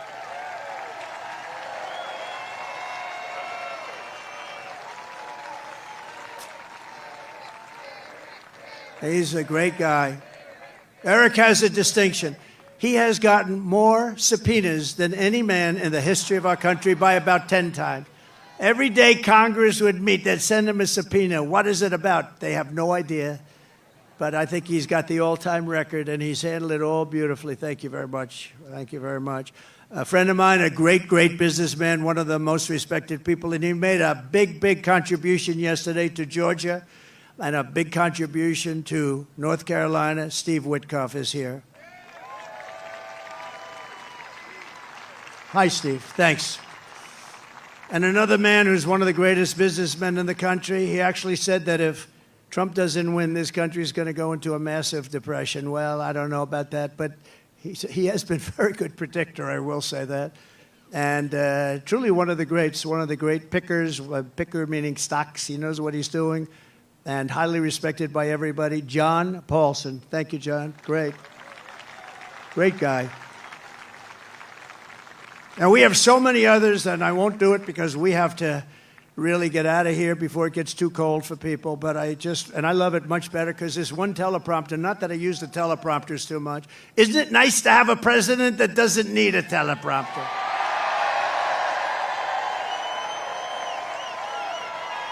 No, we don't need it. But this one was right smack in the sun. Great job back there, fellas. They said the teleprompters are working fine. Well, thank goodness. Did you see what happened the other day with the teleprompter with her? That was not a pretty sight. The teleprompter went off and she went off too. She didn't know what the hell happened. And you know, teleprompters are very dangerous because they go off a lot. You have to be prepared for them to go off cold blank. You'll have 100,000 people. You have 75,000 people. You have this. And if the teleprompter goes off, you got to be able to move. She did not move well. This was not a good situation. But three more heroes from July 13th who rendered first aid to Corey incredibly. Dr. Jim Sweetland. Rico Elmore, who was unbelievable. Rico, you were unbelievable. He ran over, National Guard, he ran over and grabbed Corey, and Corey was still living, and he was doing mouth-to-mouth resuscitation on a man who was really in bad shape like nobody's ever seen, and his family appreciates it, and I do too. So thank you, Rico, very much. Right? Amazing, amazing, amazing the people that we have. And you learn about them under times like this. That's when you really learn. So we're going to be seeing Rico again. And Ed Shear, fantastic job. Thank you, Ed. We appreciate it. Thank you, Ed. Thank you. Thank you very much, Ed. Great job. In addition, this evening we have to send our prayers and support to all the families affected by Hurricane Helene. This has been the worst hurricane response by a president and vice president since Katrina, and this is simply not acceptable. Those people, I was there yesterday with North Carolina and Georgia, and I'll tell you, and by the way, the governor of Georgia is doing an excellent job, but we have other people that aren't doing a good job, and we have to have them do a good job. But the federal government is doing a very bad job. They are not doing the job, and we have death and destruction that we haven't seen maybe ever. It's a real bad one, and they have to get people there because they don't have people there. They don't have the people. Kamala wined and dined in San Francisco, and all of the people in North Carolina, no helicopters, no rescue. It's just what's happened there is very bad. They're offering them $750 to people whose homes have been washed away. And yet we send tens of billions of dollars to foreign countries that most people have never heard of. They're offering them $750. They've been destroyed. These people have been destroyed. The one young lady washed, you saw that with her son. I mean, pretty, I wish I never saw it, but just washed away. Your son was washed away with the grandparents, and so sad. And they're giving them $750. And think of it, we give foreign countries hundreds of billions of dollars, and we're handing North Carolina $750. If you want a president who won't even try to save you when the floodwaters are rising, vote for Kamala. She's not the right person. Look, you know what? If they did a good job, I wouldn't have run. To be honest with you, I didn't need to do this. I didn't need to. If I thought they were doing an even modestly good job, I wouldn't have run. But I saw right from the beginning, grossly incompetent, and I was right about that, and I decided to run, and we're doing really well. I was telling you about polls. We're way up in some polls. We're up in other polls. And with the swing states, I think most of them have us up in every single swing state, including the great commonwealth of a place called Pennsylvania. And don't ever not call it a commonwealth, because I've seen people call it a state, and that's the end of them. That's practically the end of their political career. You got to be very careful with Pennsylvania. It's that commonwealth. I haven't made that mistake. I don't want to either. It was not a pretty picture. If you want a president who will stop at nothing to protect you and your family, I hope you're going to vote for a gentleman named Donald J. Trump. Have you heard of him? Together we will rebuild Western North Carolina, rural Georgia, and every other state that's been so badly affected. That includes Alabama. Virginia was very hit hard. South Carolina was hit very hard. Florida. So many states. Tennessee was hit really hard. They were all hit, and we're going to work with them. And, the next president is going to be the one that really, once they got to get this done. But once that happens, the next president is going to be the one that has to really help them. And JD will be there to help them. I know that. 2024 is the most important election in the history of our country. And here are the facts. My opponent, Kamala Harris, is the most incompetent and far-left nominee ever to run for president. You know, she's much further left than crazy Bernie Sanders. You know that. She wants to open borders. She took the most secure border in U.S. history and turned it into the worst border in the history of the world. Remember, she was appointed border czar. She says she wasn't now after 3 years, but she was. But whether she was or not, she was in charge of the border. And the other day I saw her get up and say, we will do this, we will do that. Why didn't they do it 4 years ago? Why didn't they do it? The damage is so bad, and so it's been done. She let in 21 million illegal aliens from all over the world, from prisons and jails and mental institutions and insane asylums, and they're terrorists at record levels, at levels we've never seen before. She cost you $29,000 a family through inflation price hikes, and now she wants a larger tax hike. She wants to go the largest tax hike in American history. There's never been a tax hike like what she's proposing. She's going to raise your taxes a minimum of $3,000. She's a big taxer. And she was the original creator of Defund the Police. I think for all the sheriffs over here, if you're a partner in Defund the Police for even 2 days, you cannot be president. But she was one of the founders of Defund the Police, and she still believes that, by the way. I don't know how anybody could, but she still believes that. And if she ever had a chance, there's a good possibility she'd go back to it. Can you imagine? Somebody's robbing our house. Well, there's nothing we can do about it. That's what they say. There's nothing. You know, they tried it. And you know where they tried it? In Minnesota with our vice president.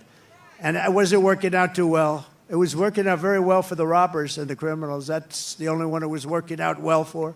Kamala Harris vowed to abolish ICE. She wants mass amnesty and citizenship for illegals.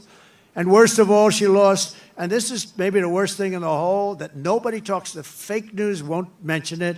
She lost more than 325,000 migrant children that are now dead in slavery or just plain missing, probably never to be seen again, never to see their parents again. But this isn't like, this is 325,000 have been lost. She praised the idea of a 70% to an 80% tax rate. She imposed a natural gas export ban on Pennsylvania, which is killing your energy workers and your pricing. You know, you have one of the highest energy costs in the country, and yet you're sitting on top of a massive amount of energy that she doesn't want to get.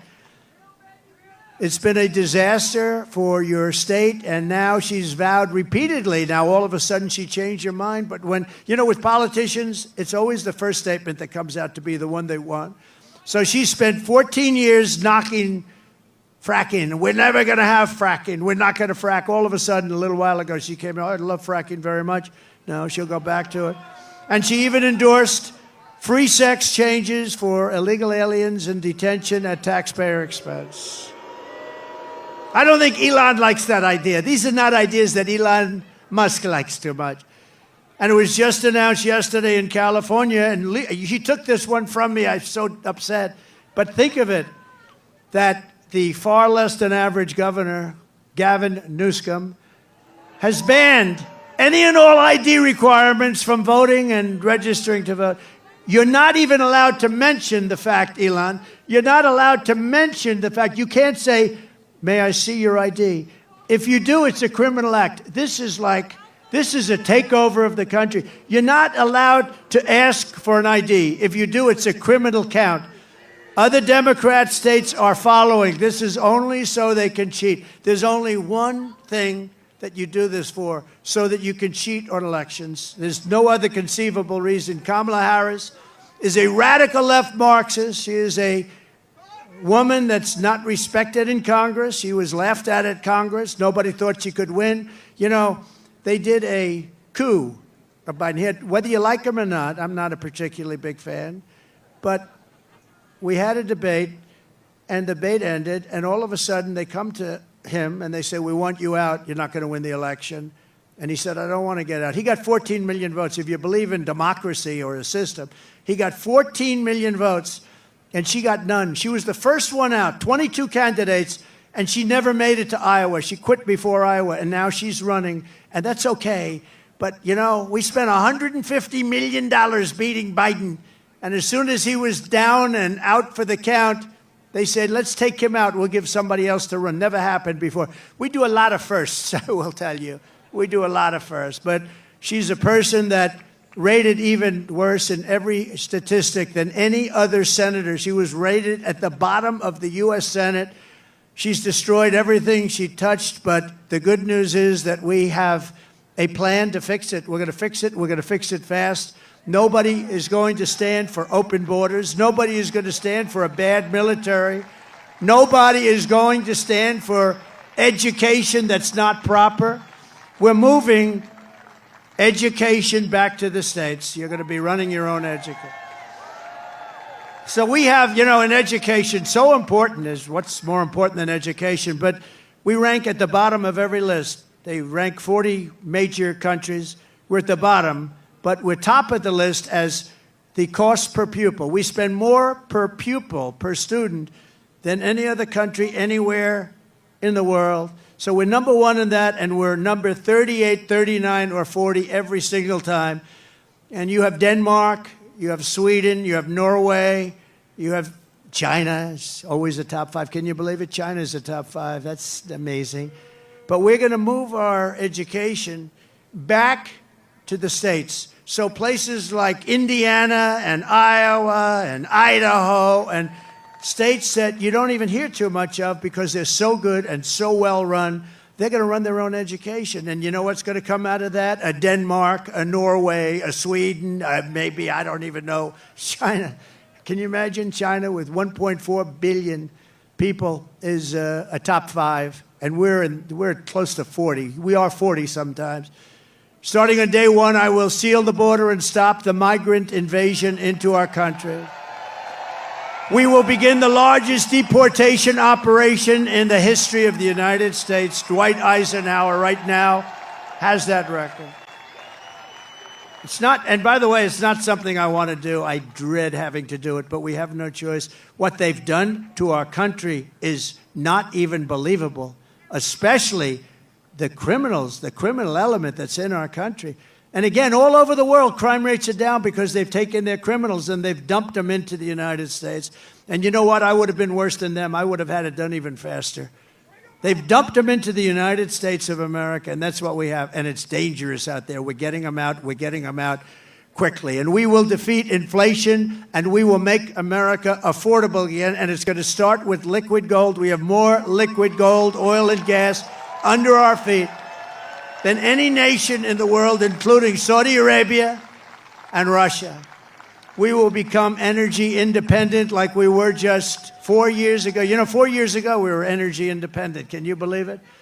And then we were going to become energy dominant. We will be dominant within a matter of months, and we will make so much money. We are going to drill, baby, drill. And we will again open Anwar. Ronald Reagan tried to do it. Every single president from before Reagan tried to do it, and I got it done. Anwar is the largest drilling site anywhere in the world. It could be larger than Saudi Arabia, could be larger than Russia. It's in Alaska. And I got it done, and we worked to get it done. And one of the first things he did was terminate Anwar, and that was going to take care of all of Asia. That was going to make us so much money. We would have paid off debt. You would have gotten, I gave you the biggest tax reduction in history. You would have gotten even a bigger one. You were going to be just very happy. You were going to say, I like that guy very much. 20 million Americans are behind on their electric bills right now. It was just announced. 20 million Americans, they're struggling to pay their monthly bills at a record rate. There's never been anything like it. And it's all because of their anti-U.S. energy regime, which has caused Pennsylvania electricity prices to raise almost 50%. We will cut energy and electricity prices in half within 12 months. We will have your energy prices, your air conditioning, heating, cars if you buy a Tesla, which is good. Which is good. We will have your energy prices cut in half. It'll be cut in half within a period of 1 year from January 20th, which is the day we take office. And that's going to save you a lot of money. And that's going to, in turn, bring down the prices of everything. Because, you know, more than anything else, people tell me about the groceries. The groceries are groceries. They use and what they're talking about is food. Everything's going to be coming down when we do that. We're also going to get your interest rates way down. We will bring automobile manufacturing back to the United States at levels never seen before, and we will turn the United States into a manufacturing superpower again. It hasn't been there in many, many years. We had it started 4 years ago. The centerpiece of my plan for a manufacturing renaissance will be a 15% made in America corporate tax rate. In other words, if you make your product in the United States, you get a rate. So I cut it from 39% to 21%. Everyone said that was impossible. I got it done, and we had the best boom we've ever had. We did more revenue when we had it at 21 than when it was at 39. Think of it, much more. The following year, we did much more. And then I'm going to take it from 21 to 15, which will make us the most competitive country in the world. Nobody will be able to compete with us. But that 15 rate only goes for those who make their product in America. They have to make their product here, otherwise they pay 21. And we will protect those companies moving into America and all of our existing companies with stiff tariffs placed on companies that don't move in. If they don't come in, if they don't want to make their product here, that's fine, but they're going to be tariffed. We have to protect our companies, and that's what we're going to do. The only way they can get out of paying those tariffs is to build their plants and factories in America. We may even be able to get Elon to build some of them. I think we will. And hire American workers for the job. We're going to hire American workers for the job. We will pass the Reciprocal Trade Act. If China or any other country charges us 100 or 200% tax, then we will likewise charge them a 100 or 200% tax. We had a lot of problems on that one with the Senate, and we're going to get that done. Think of it. They charge us, and we don't charge them. Now they charge us, we're going to charge them the same thing. Reciprocal. It's reciprocal. I will not let Mexico, China, or any other country sell cars into the United States to the detriment of our auto workers who will do better than they have ever done. We're going to bring back the car business like it was 50, 60, and 70 years ago. Everyone's going to want to be back here. And I will not approve Japan buying U.S. Steel 70 years ago, the greatest company anywhere in the world. It was the greatest company anywhere in the world, and now we have Japan buying U.S. Steel. I don't like that. We will deliver massive tax cuts for workers, and we will have a policy that I think is so great. No tax on tips. No tax on overtime. And no tax on Social Security for our great seniors. No tax. And you know, when you think of it, our seniors were hurt so badly. Inflation has killed our seniors. You know, they have a fixed income, and it just got worse and worse every week, every month. It's gotten worse and worse, and it's just horrible. And they haven't gone down. They've only gone up. Prices have still only gone up. And while working Americans catch up, we're going to put a temporary cap on the credit card interest rates at 10%. People are paying 28% interest, 25% interest. I will always protect Social Security and Medicare with no cuts. We're not going to do anything with Social Security, but they're going to destroy Social Security because all of the migrants coming in are going on between Medicare, Social Security, other programs, and nobody is able to afford it. I will settle the war in Ukraine. I will end the chaos in the Middle East, and I will prevent, I promise you, World War III. We're not going to have World War III. And right now, we're very close to having it. We will lead the world in space exploration. Thank you, Elon. We will lead the world in military, and we will reach Mars before the end of my term. Elon promised me he was going to do that. I don't know. Can you do that? Stand up. Can we do that? He wants to reach. I think he's going to do it. JD, work on him. Work on him.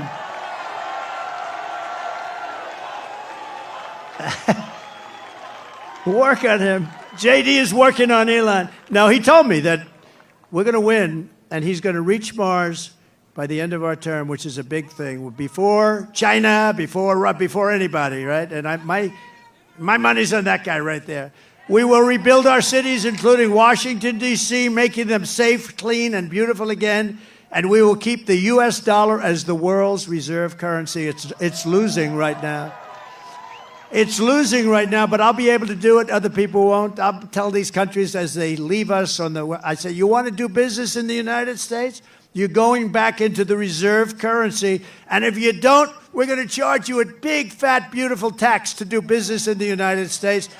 And they're going to say, I would love very much to go back into the U.S. reserve currency. No, we're going to save it. But these people aren't going to save it. They don't know how to talk. They don't know how to think. Together, we will deliver low taxes, low regulations, low energy costs, low interest rates, and low inflation so that everyone can afford groceries, a beautiful car, and a home. Very basic. It's very basic. We will stop the invasion, end migrant crime, strengthen our military, build a missile defense shield around our country, keep critical race theory and transgender insanity. We're going to keep it the hell out of our school. We're going to keep that insanity out of our school. And as I said, we will keep men out of women's sports. So demeaning to women. You saw that in the Olympics. They have female boxing, women's boxing, and a young lady from Italy, very good boxer, very, very good. She was all excited, but she played a person who transitioned. A male transitioned to a female. And the young girl from Italy, beautiful young woman. I'm not allowed to say that anymore politically, but I'll say it. She was a beautiful young woman. If you say that, that's the end of your career, right? But it's not. If it is, so be it, okay? We've got to get back to real life. But this beautiful young lady is out, and she gets, boom, little jab, left jab. And she goes back, oh, my God, I've never been hit like that. This is just like a defensive. Then he goes, the corner say, you can take her. You can. So they push her out. Boom, another one. And she says, that's enough. I can't do it. I can't take it. I've never seen anything like that. So we had two people that transitioned. Both people, shockingly, won the gold medal in their division. So it's crazy. And if you look at weightlifting contests, they're the best of all. For years and years and years they put an eighth of a pound on one side of the barbell, an eighth of a pound on the other, and they can't do it. And the record's standing for 18 years, they just can't do it. And then a guy comes along who never lifted before, and he puts 100 pounds on, and he goes like this, like it's nothing. It's so demeaning to women. We're not going to allow it to happen. It's ending. No men playing in women's sports. And we will defend the Second Amendment, protect religious liberty, restore free speech, and we will secure our elections. Everyone will prosper, every family will thrive, and every day will be filled with opportunity and hope. We need hope. We need the American dream back, don't we? We're going to have the American dream. We're going to have the American dream, so every kid in your family is going to grow up and say, I want to be like Elon Musk. I want to have 200 billion in cash. I'm going to be like Elon Musk. That's the American dream. But for that to happen, we must defeat Kamala Harris, and we must stop her country-destroying, radical left agenda once and for all. We cannot have it happen. So you must get out and you must vote. Here in this incredible Commonwealth, we stand on the shoulders of generations of Pennsylvania patriots who gave everything they could give, every single thing for their rights and for their freedom. Pennsylvania is where our founding fathers declared American independence and sounded the beautiful Liberty Bell. It's where the Army weathered its brutal winter at Valley Forge, where General George Washington led his men on a daring mission across the Delaware, and where generations of tough, strong, beautiful miners and steelworkers put Pennsylvania's spirit into every single thing they did. And from Gettysburg to Germantown and Philadelphia to Barron Hill, and from Brandywine to right here in Butler, this is the place where Pennsylvania patriots poured out their blood with the love of their country. They love their country so much. And so in honor of all those American heroes who came before us, we will press forward, we will push onward, and together we will win, win, win. We're going to win, win, win. Nothing will sway us, nothing will slow us, and no one will ever stop us, no matter what dangers come our way, no matter what obstacles we must face. We will keep striving toward our magnificent American future. We will not fail. We will not allow ourselves to fail. From this day forward, we will always put America first, and we will take back and save the United States. November 5th, Election Day, will be the most important day in the history of our country. And together with the great people of Pennsylvania, we will make America powerful again. We will make America wealthy again. We will make America healthy again.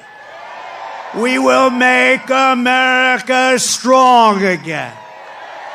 We will make America proud again. We will make America safe again. And we will make America great again. Thank you, Pennsylvania. God bless you. God bless you, Pennsylvania.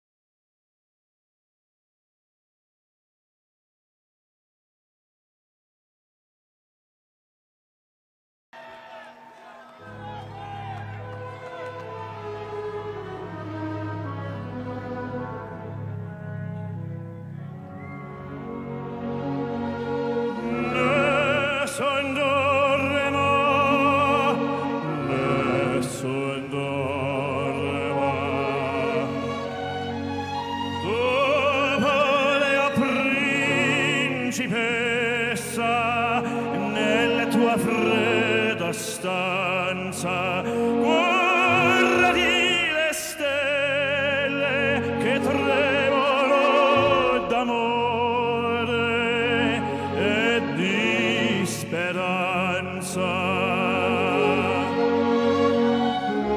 Ma il mio mistero è chiuso in me, il nome mio nessun saprà, e donna,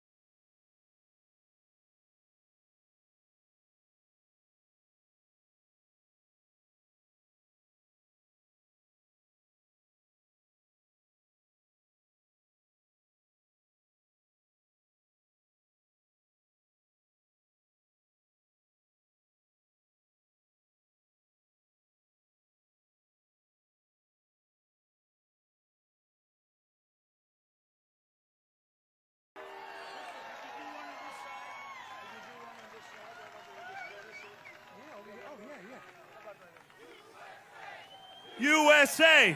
USA!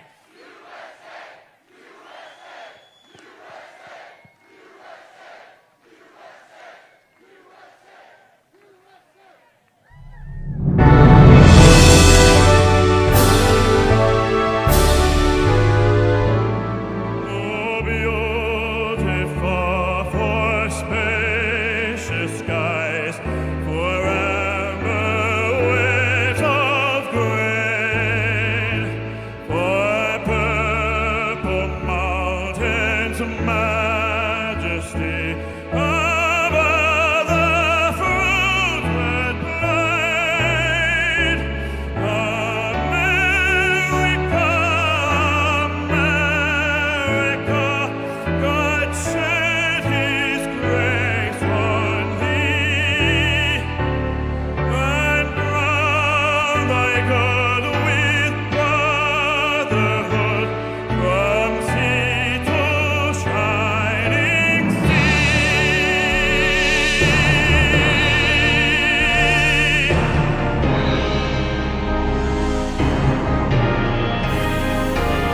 Oh, beautiful for patriot dreams that see beyond the years. Thine alabaster cities gleam, undimmed by human tears. America, America, God shed His grace on thee, and crown thy good with brotherhood from sea to shining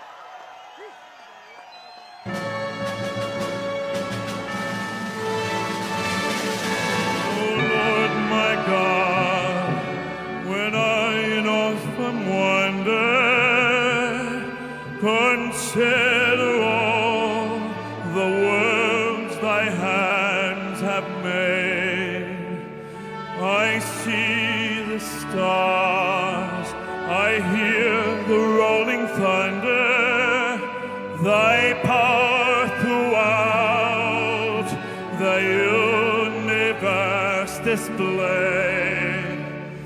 Then sings my soul, my Savior God, to thee. How great thou art! How great thou art! Then sings my soul, my Savior God, to thee. How great thou art! How great